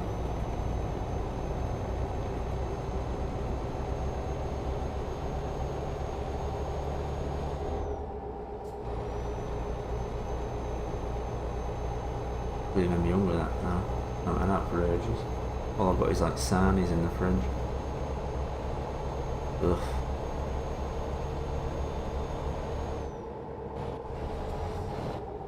They're apparently building a McDonald's near here as well. Actually, well, near to where I work. Fucking hell. If anything's going to make me fatter, it's going to be that.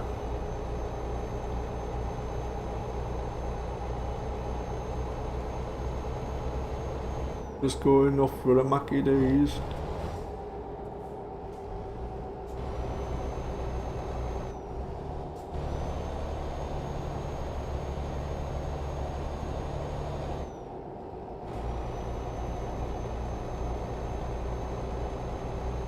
Paul, what's your favourite train? Like mine is NZRK Class D engine. I don't have a favourite, sorry. Paul doesn't actually like trains. I'm not a fan. I mean, I'm not like you guys. That sounds awful, doesn't it? Sorry, I didn't mean it like that. I'm not like an authority on the series or the trains. That's why I'm always saying stuff like. That's why my obscure engines quiz went down so well a few weeks back. I like trains. There's something nice about trains, you know. There's something nice about trains. The M45 is the best train. It kills people. There's something, you know, there is something. There's something like, I won't say romantic about trains, but people say it's romantic, don't they? But there's something about trains people like. Why can I smell? I can smell fly spray.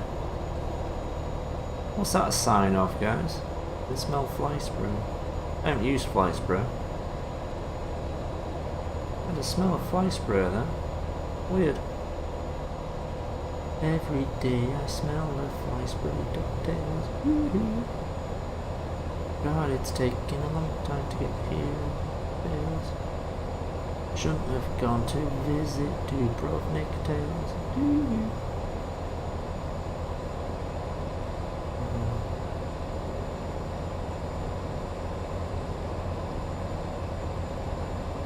Like his light job.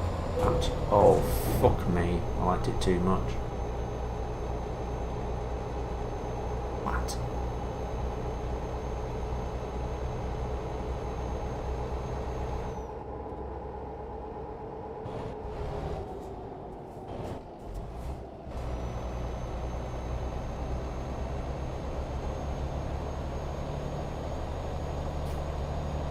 With today's tech, they could do so much more.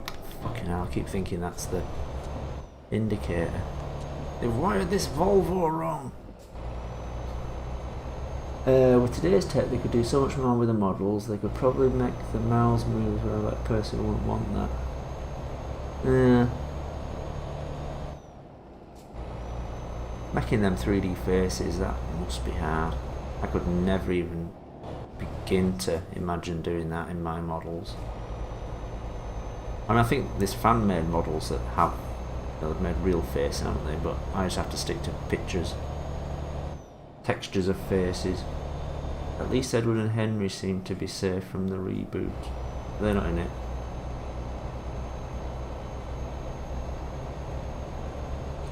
Smelling fly spray is a sign you're about to crash. Yeah, but fucking talking about Star Wars is a sign I'm about to crash. Sophie creating a stink is a sign that I'm about to crash. Reading your messages is a sign I'm about to crash. Soda Engines says if he has to have a superpower, if I had to have a superpower, I think it would probably be as me being turned into a cartoon character that focuses on cartoony logic. Well, give us an example then. I'm fascinated by this.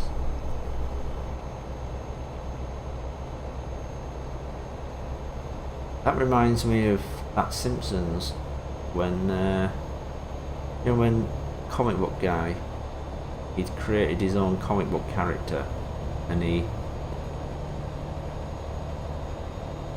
kind of assumes the powers of whatever comic book he touches.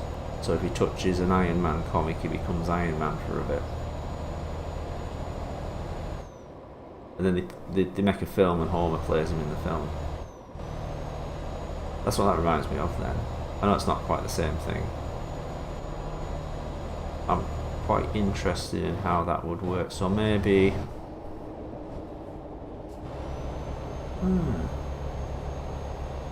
So say you're Cartoon Man, right?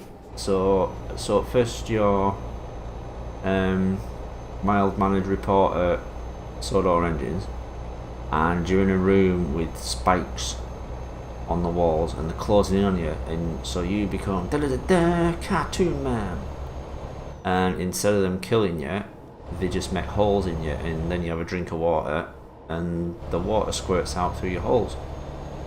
Or if it's just walls close and they flatten you, and then you come out like paper and you just go, this means what? Of course you realise this means what? Like Daffy Duck. Yeah? Cartoon Man. If someone drops a massive weight on your head, you turn into Cartoon Man and it just crashes on your head and your eyes spin around and you have birds flying around your head.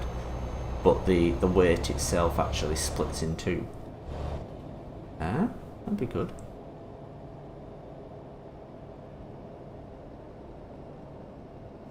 That's Bugs Bunny. Well, yeah, but it's lots of cartoon characters, isn't it?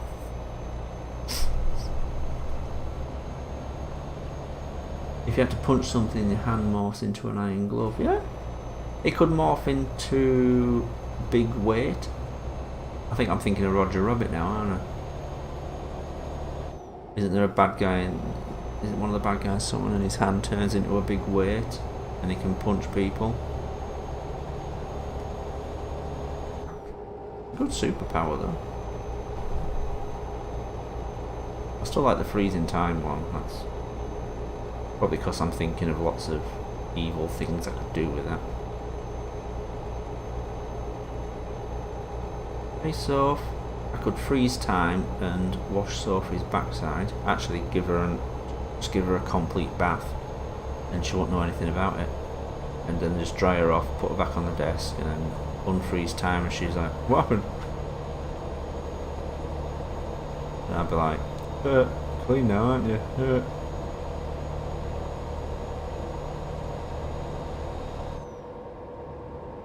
Oh shit! 95 damage. What the fuck? We didn't have that much damage when I went over got hit by the train on the roundabout. I think. God, this is a cursed journey, this. Oh, don't decouple, you stupid trucking cock.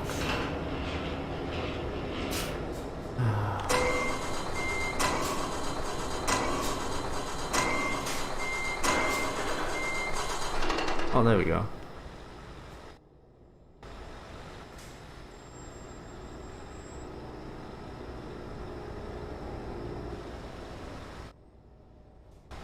I don't think I can. Oh, shit. There we go. This is a cursed journey. We're quitting.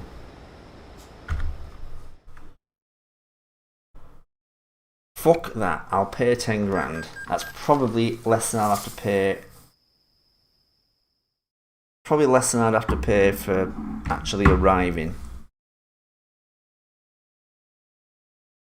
Right, guys, that started off so well as well, didn't it? Didn't I have a couple of excellent trips? And then, fuck it, lose my concentration, crash everywhere. Well, we're still making money. We haven't lost money, so I mean we're not in a negative anymore, so that's good. Okay, guys, gonna call it a night. It's gone 11. We've been going 3.5 hours, so I will see you all another day.